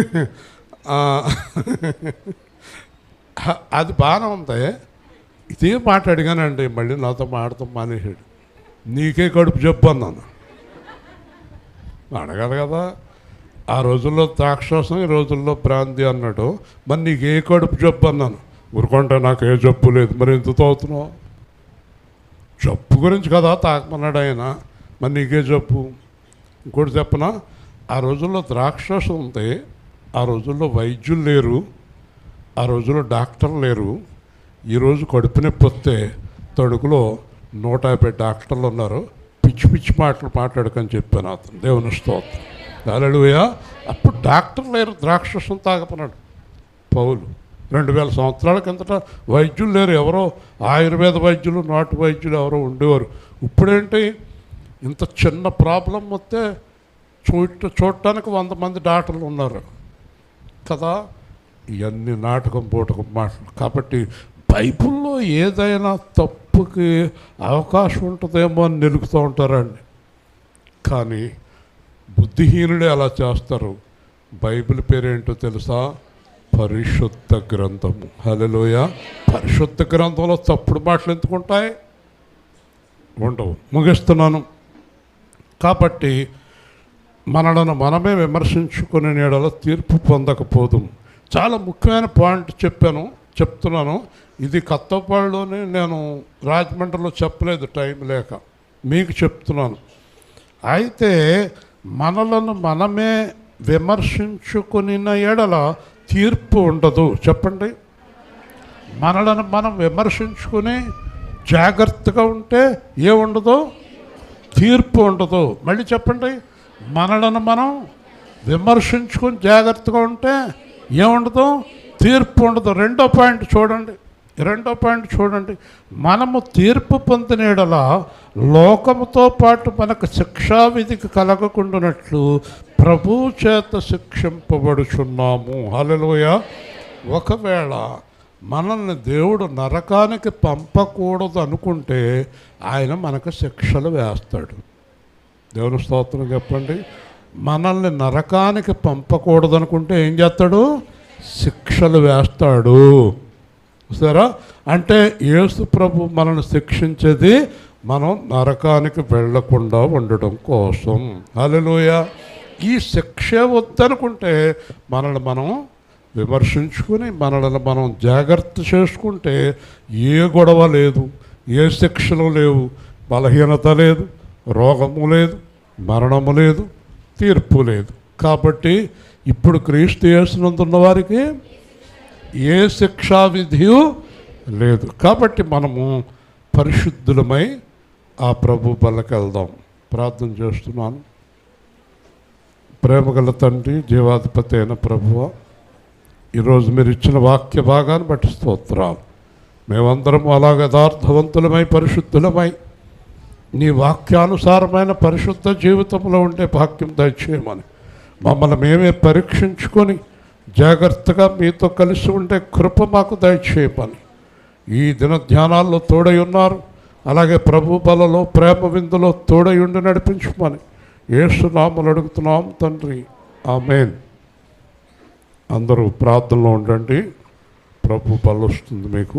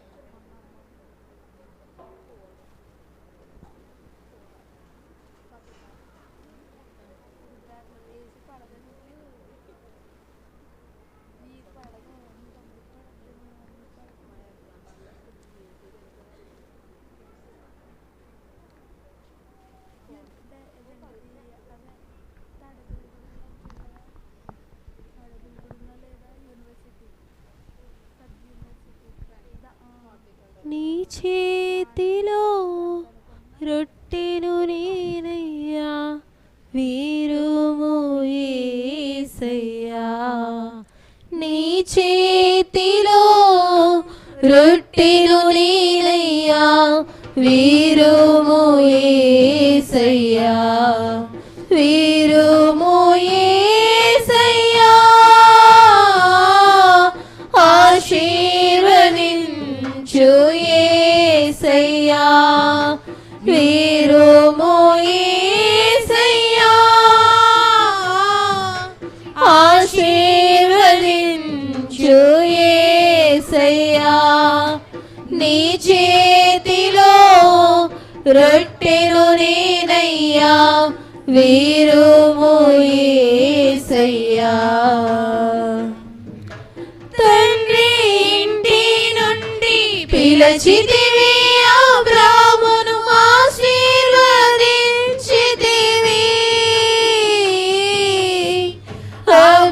అబ్రహాముగా మార్చితివి తండ్రి ఇంటి నుండి పిలిచితివి అబ్రామును ఆశీర్వదించితివి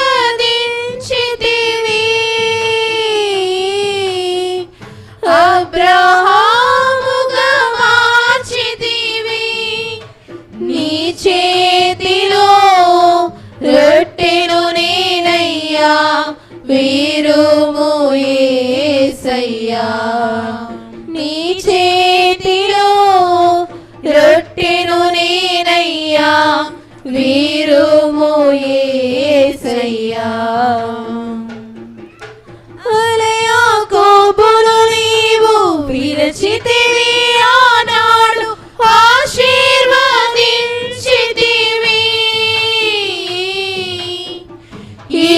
ఇశ్రాయేలుగా మార్చితివి యాకోబును నీవు పిలిచితివి ఆనాడు ఆశీర్వదించితివి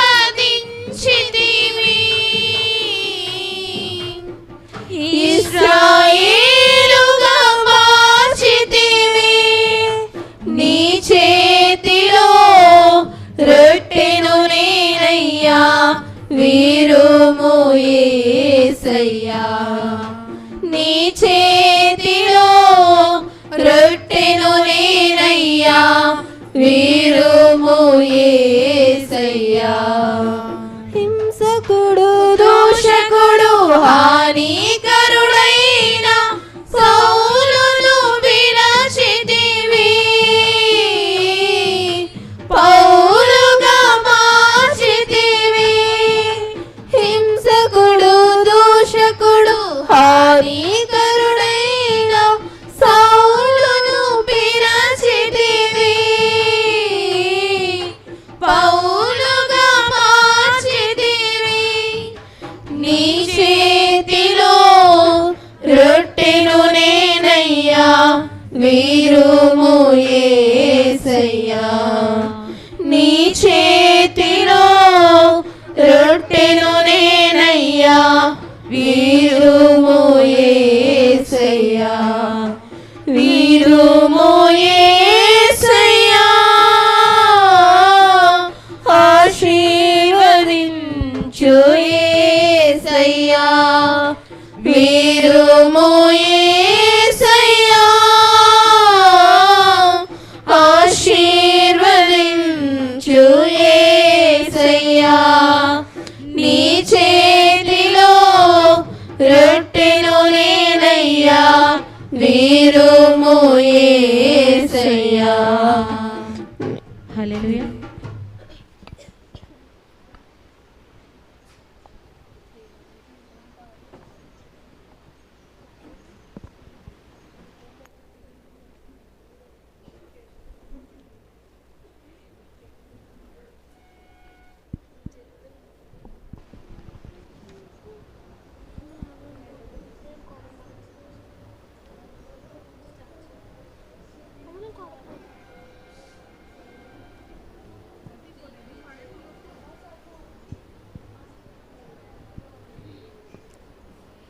దేవా నా జీవితమిదిగో నీ సొంతం ప్రతిక్షణం నీ పనికై అర్పితం.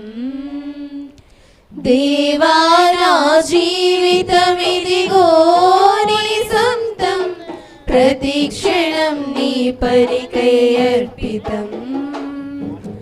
నా వరకైతే బ్రతుకుట నీ కోసం, చావైతే ఎంత గొప్ప లాభం. నా వరకైతే బ్రతుకుట నీ కోసం, చావైతే ఎంత గొప్ప లాభం. నా శరీరము నీ కొరకై ప్రతిష్ఠితం, సజీవ యాగముగా నీకు సమర్పితం. నా శరీరము నీ కొరకై ప్రతిష్ఠితం, సజీవ యాగముగా నీకు సమర్పితం. దేవా నా జీవితమిదిగో నీ సొంతం, ప్రతిక్షణం నీ పనికై అర్పితం. నా కరములు నా పదములు నీ పనిలో అరిగి నలిగిపోవాలి ఇలలో. సర్వేంద్రియములు అలు పెరుగక నీ సేవలో, అలసి సొలసిపోవాలి నాలో. నా కరములు నా పదములు నీ పనిలో అరిగి నలిగిపోవాలి ఇలలో. సర్వేంద్రియములు అలు పెరుగక నీ సేవలో, అలసి సొలసిపోవాలి నాలో. నా శరీరము నీ కొరకై ప్రతిష్ఠితం, సజీవ యాగముగా నీకు సమర్పితం. నా శరీరము నీ కొరకై ప్రతిష్ఠితం, సజీవ యాగముగా నీకు సమర్పితం. దేవా నా జీవితమిదిగో నీ సొంతం, ప్రతిక్షణం నీ పనికై అర్పితం.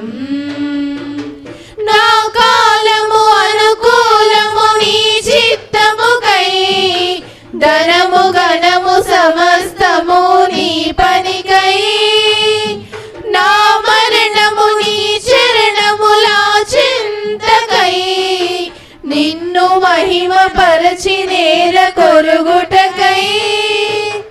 నా కాలము అనుకూలము నీ చిత్తముకై, ధనము ఘనము సమస్తము నీ పనికై.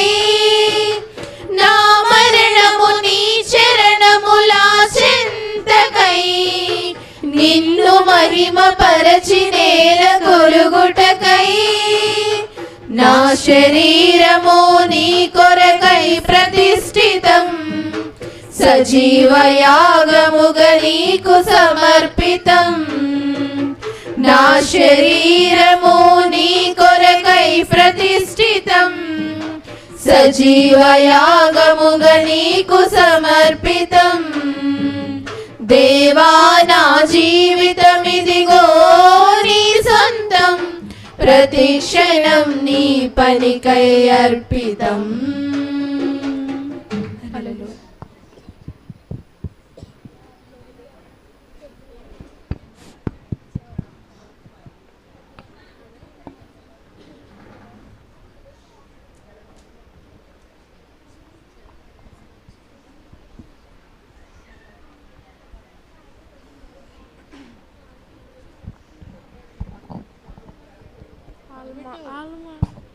కల్వరి గిరిపై నా యేసయ్యా, నా కొరకై నీ ప్రాణం పెట్టావయ్యా. నీకెన్ని శ్రమలు కరుణామయా, నీ ప్రేమకు సాటేది ఓ నజరేయా. కల్వరి గిరిపై నా యేసయ్యా, నా కొరకై నీ ప్రాణం పెట్టావయ్యా. నీకెన్ని శ్రమలు కరుణామయా, నీ ప్రేమకు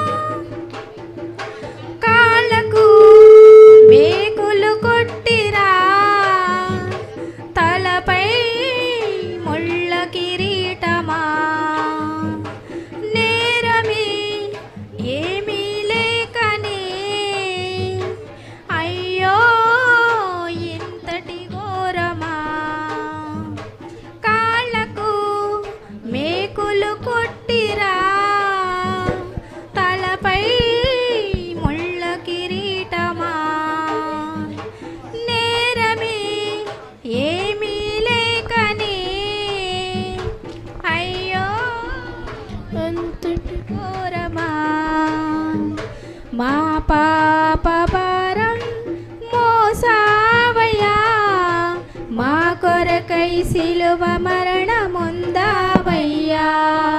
నీకెన్ని శ్రమలు కరుణామయా నీ ప్రేమకు చాటేది ఓ నజరేయా కల్వరి గిరిపై నా యేసయ్యా నా కొరకై నీ ప్రాణం పెట్టావయ్యా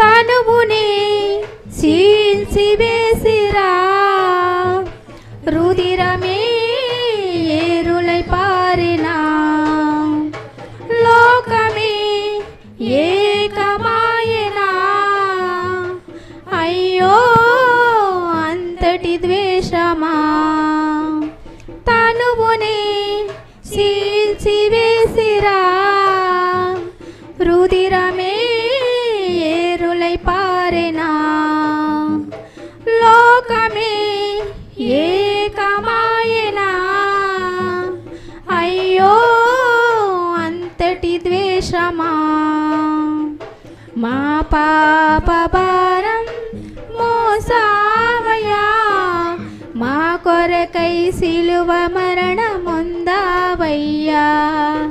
నీకెన్ని శ్రమలు కరుణామయా నీ ప్రేమకు చాటేది ఓ నజరేయా కల్వరి గిరిపై నా యేసయ్యా కై నీ ప్రాణం పెట్టావయ్యా నీకెన్ని శ్రమలు కరుణామయా నీ ప్రేమకు చాటేది ఓ నజరేయా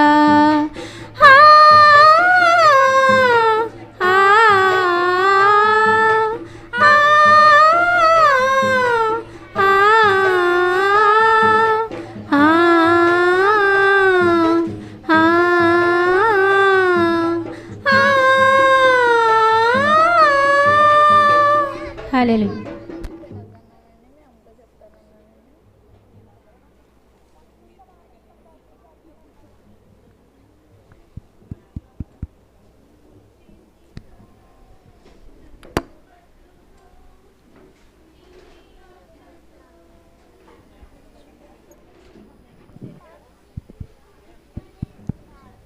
నీ చేతితో నన్ను పట్టుకో నీ ఆత్మతో నన్ను నడుపు శిల్పి చేతిలో శిలను నేను అనుక్షణము నన్ను చెక్కుము శిల్పి చేతిలో శిలను నేను అనుక్షణము నన్ను చెక్కుము నీ చేతితో నన్ను పట్టుకో నీ ఆత్మతో నన్ను నడుపు శిల్పి చేతిలో శిలను నేను అనుక్షణము నన్ను చెక్కుము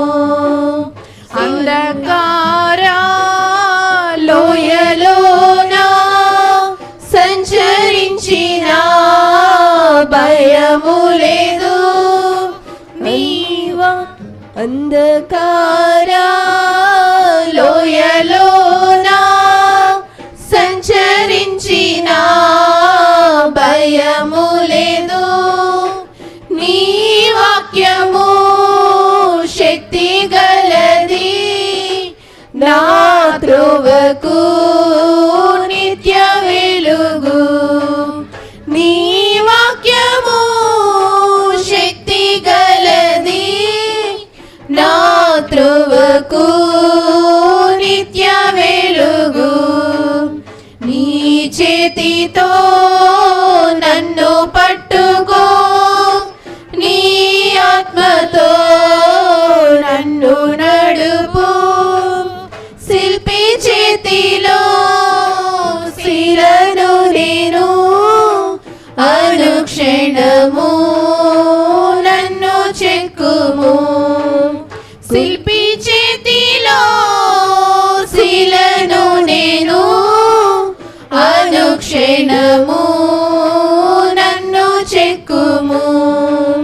ఘోర పాపిని నేను తండ్రి, పాప ఊబిలో పడియుంటిని.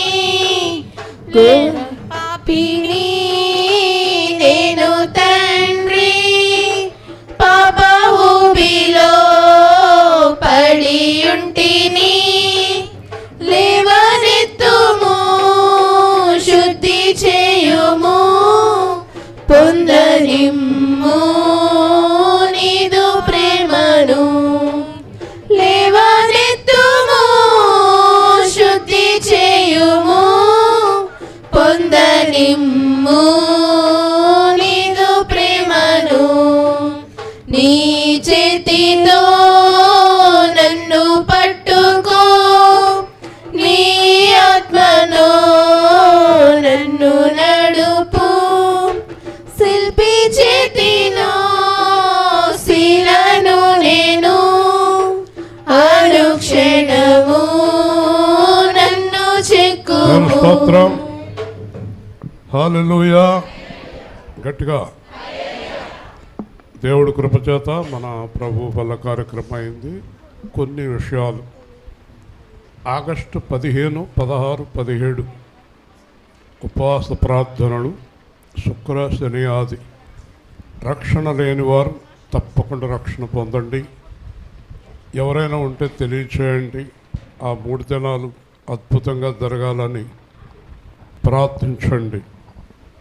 అలాగే ఈరోజు ప్రభు బలకి మనకు స్పాన్సర్ చేసిన వారు శృతి మహేష్ల వివాహ సందర్భంగా మనోహర్ గారు, విజయ్ గారు లేచి నిలబడతారు.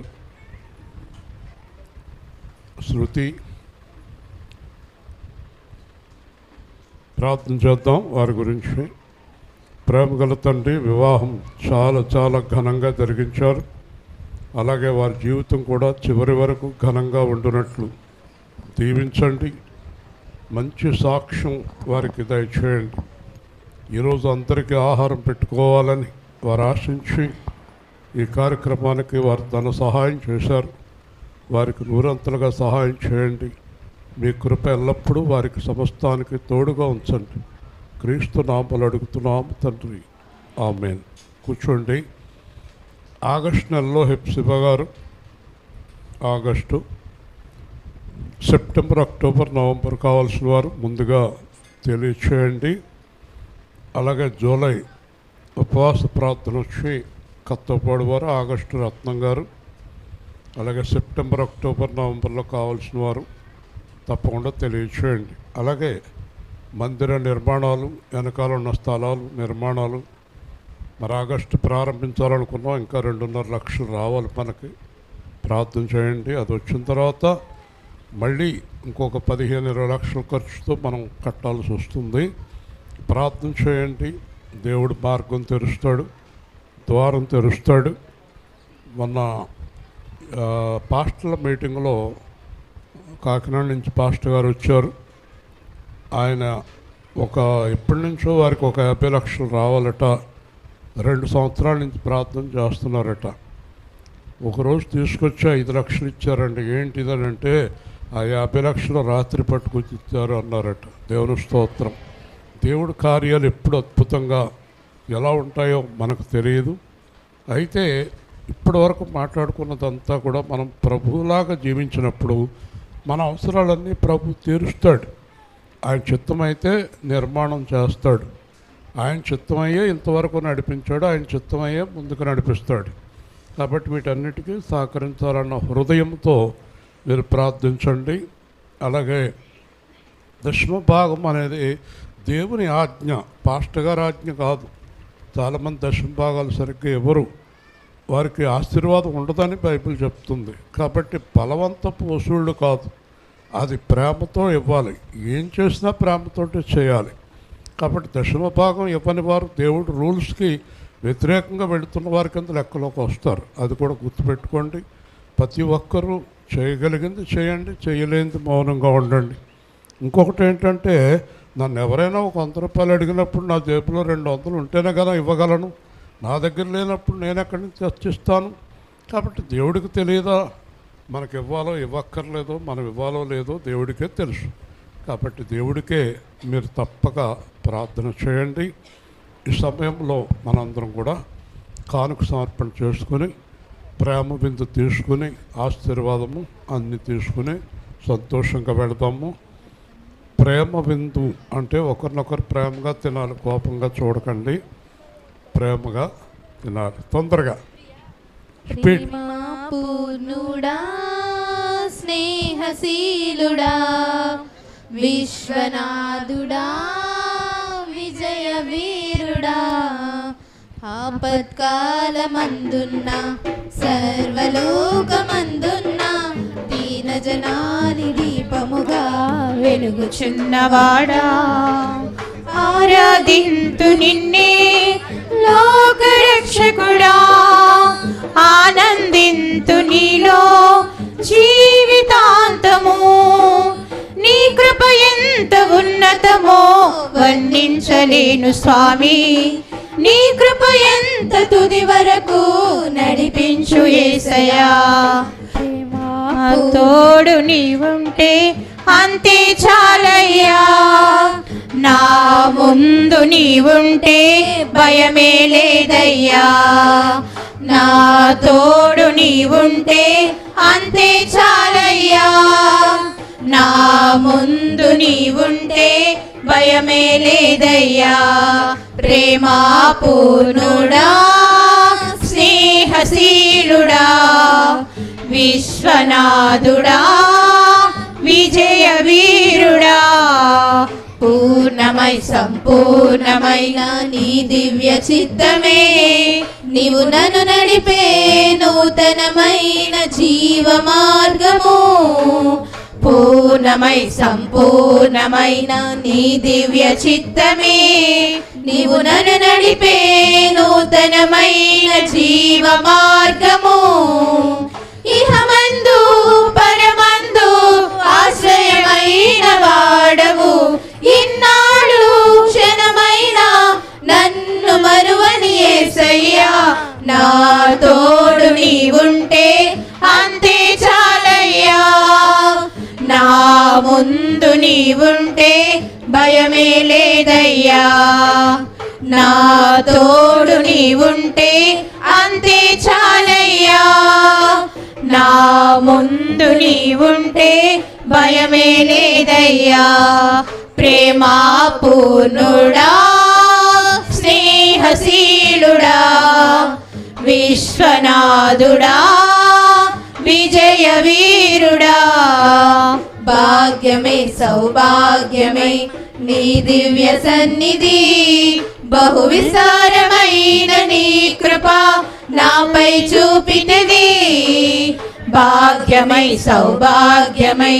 నీ దివ్య సన్నిధి బహు విస్తారమైన నీ కృప నాపై చూపినవి బలమైన ఘనమైన నీ నామమందు హర్షించి భజించి కీర్తించి గణపరుదు నిన్ను యేసయ్యా నా తోడు నీవుంటే అంతే చాలయ్యా నా ముందు నీవుంటే భయమే లేదయ్యా నా తోడు నీవుంటే అంతే చాలయ్యా నా ముందు నీవుంటే భయమే లేదయ్యా ప్రేమా పూర్ణుడా స్నేహశీలుడా విశ్వనాథుడా విజయ వీరుడా నిత్యము ప్రతినిత్యము నీ జ్ఞాపకాలలో నా అంతరంగమందు నీవు కొలువై ఉన్నావులే నిత్యము అనునిత్యము నీ జ్ఞాపకాలలో నా అంతరంగమందు నీవు కొలువై ఉన్నావులే నిర్మలమైన నీ మనసే నా అంకితం చేసావు నీతోనే జీవింప నన్ను కొనిపోయేసయ్యా నా తోడు నీవుంటే అంతే చాలయ్యా నా ముందు నీవుంటే భయమే లేదయ్యా, నా తోడు నీవుంటే అంతే చాలయ్యా. నా ముందు నీవుంటే భయమే లేదయ్యా. ప్రేమా పూర్ణుడా, స్నేహశీలుడా, విశ్వనాథుడా, విజయ వీరుడా, ఆపత్కాలమందున్న సర్వలోకమందున్న దీన జనాని దీపముగా వెలుగుచున్నవాడా, ఆరాధింతు నిన్నే లోకరక్షకుడా.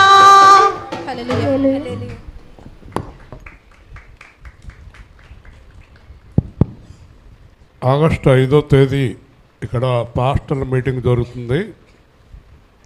ఇంచుమించు మండల పాస్టర్లు అందరూ వస్తారు. దాని గురించి కూడా తప్పకుండా ప్రార్థన చేయండి. నేను కూడా పాస్టర్లందరికీ అధ్యక్షుడిగా 3 సంవత్సరాలు పనిచేశాను. అలాగే మరి ప్రతి సంవత్సరం మన దగ్గర వాళ్ళు మీటింగ్ పెట్టుకుంటారు. మీకు అందరికీ ఒక ప్రాముఖ్యమైన విషయం ఏంటంటే, ఈ జిల్లాలో కానీ రాష్ట్రంలో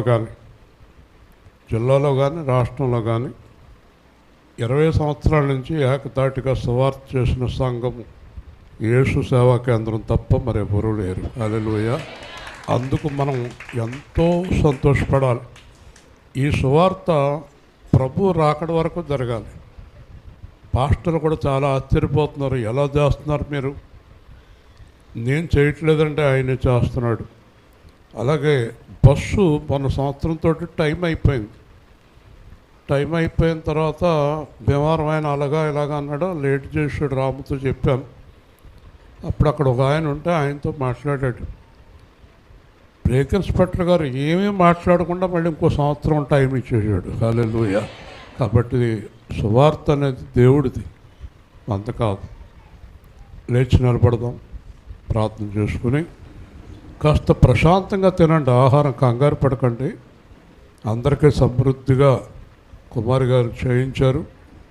సమృద్ధిగా ప్రేమగల తండ్రి, జీవాధిపతి అయిన ప్రభువా, బిడ్డలు అందరూ ప్రేమపూర్వకంగా ఇచ్చిన కానుక దశమ భాగములు, యేసు ప్రేమికులు, మందిర నిర్మాణ కానుకలు అన్నిటినీ దీవించండి. వారు తిరిగి అనేక మందికి ఇచ్చేలాగా చేయండి, తలగా చేయండి, ఆశీర్వదించండి, వారికి ఆరోగ్యం దయచేయండి. అలాగే తమను తాము విమర్శించుకొని ప్రభు కొరకు జీవించే గొప్ప జీవితాన్ని మాకందరికీ దయచేయండి. అవిధేయత లేకుండా విధేయులమై ఉండే కృప దయచేయండి. మందిరంలో, సంఘంలో, సువార్తలో, మందిర నిర్మాణాల్లో, పనుల్లో ఎంతోమంది కష్టపడుతున్నారు. చాలామంది కష్టపడుతున్నారు. వాడి కష్టార్జితాన్ని మీరు ఆశీర్వదించండి, దీవించండి. ఎవరి వల్ల, ఒక్కరి వల్ల కానీ 10 మంది వల్ల కానీ కార్యం జరగదు ఆయన. వందలుగా వేలుగా కూడుకొని కార్యాలు రాజమండ్రి కానీ, కత్తోపాడు కానీ, ర్యాలింగ్ కానీ, వేల్పూర్ కానీ, తణుకు కానీ అనేక కావలిపురాల ప్రాంతాలు ఒక్కరి వల్ల ఏది జరగదు ప్రభువా. అందరూ కలిసి చేస్తున్నారు. అలాగే అందరూ పరిశుద్ధులుగా ఉండాలని మీరు ఆశిస్తున్నారు. అట్టి కృప మాకందరికి దయచేయమని క్రీస్తు నామములో ప్రార్థిస్తున్నాము తండ్రి. ఆమేన్. తండ్రి, కుమార, పరిశుద్ధాత్మనేసు క్రీస్తు దీవెన కృప బిడ్డలకు ఎల్లప్పుడూ తోడయుండును గాక. ఆమేన్. బయట చాలా ప్రమాదాలు జరుగుతున్నాయమ్మా. తణుకులో ఊరికి అలా వెళ్తుంటే ఇలా గుద్దేస్తున్నారు. జాగ్రత్తగా వెళ్ళండి, జాగ్రత్తగా ఉండండి. మంచిదండి. అందరూ ఆహారం తీసుకుని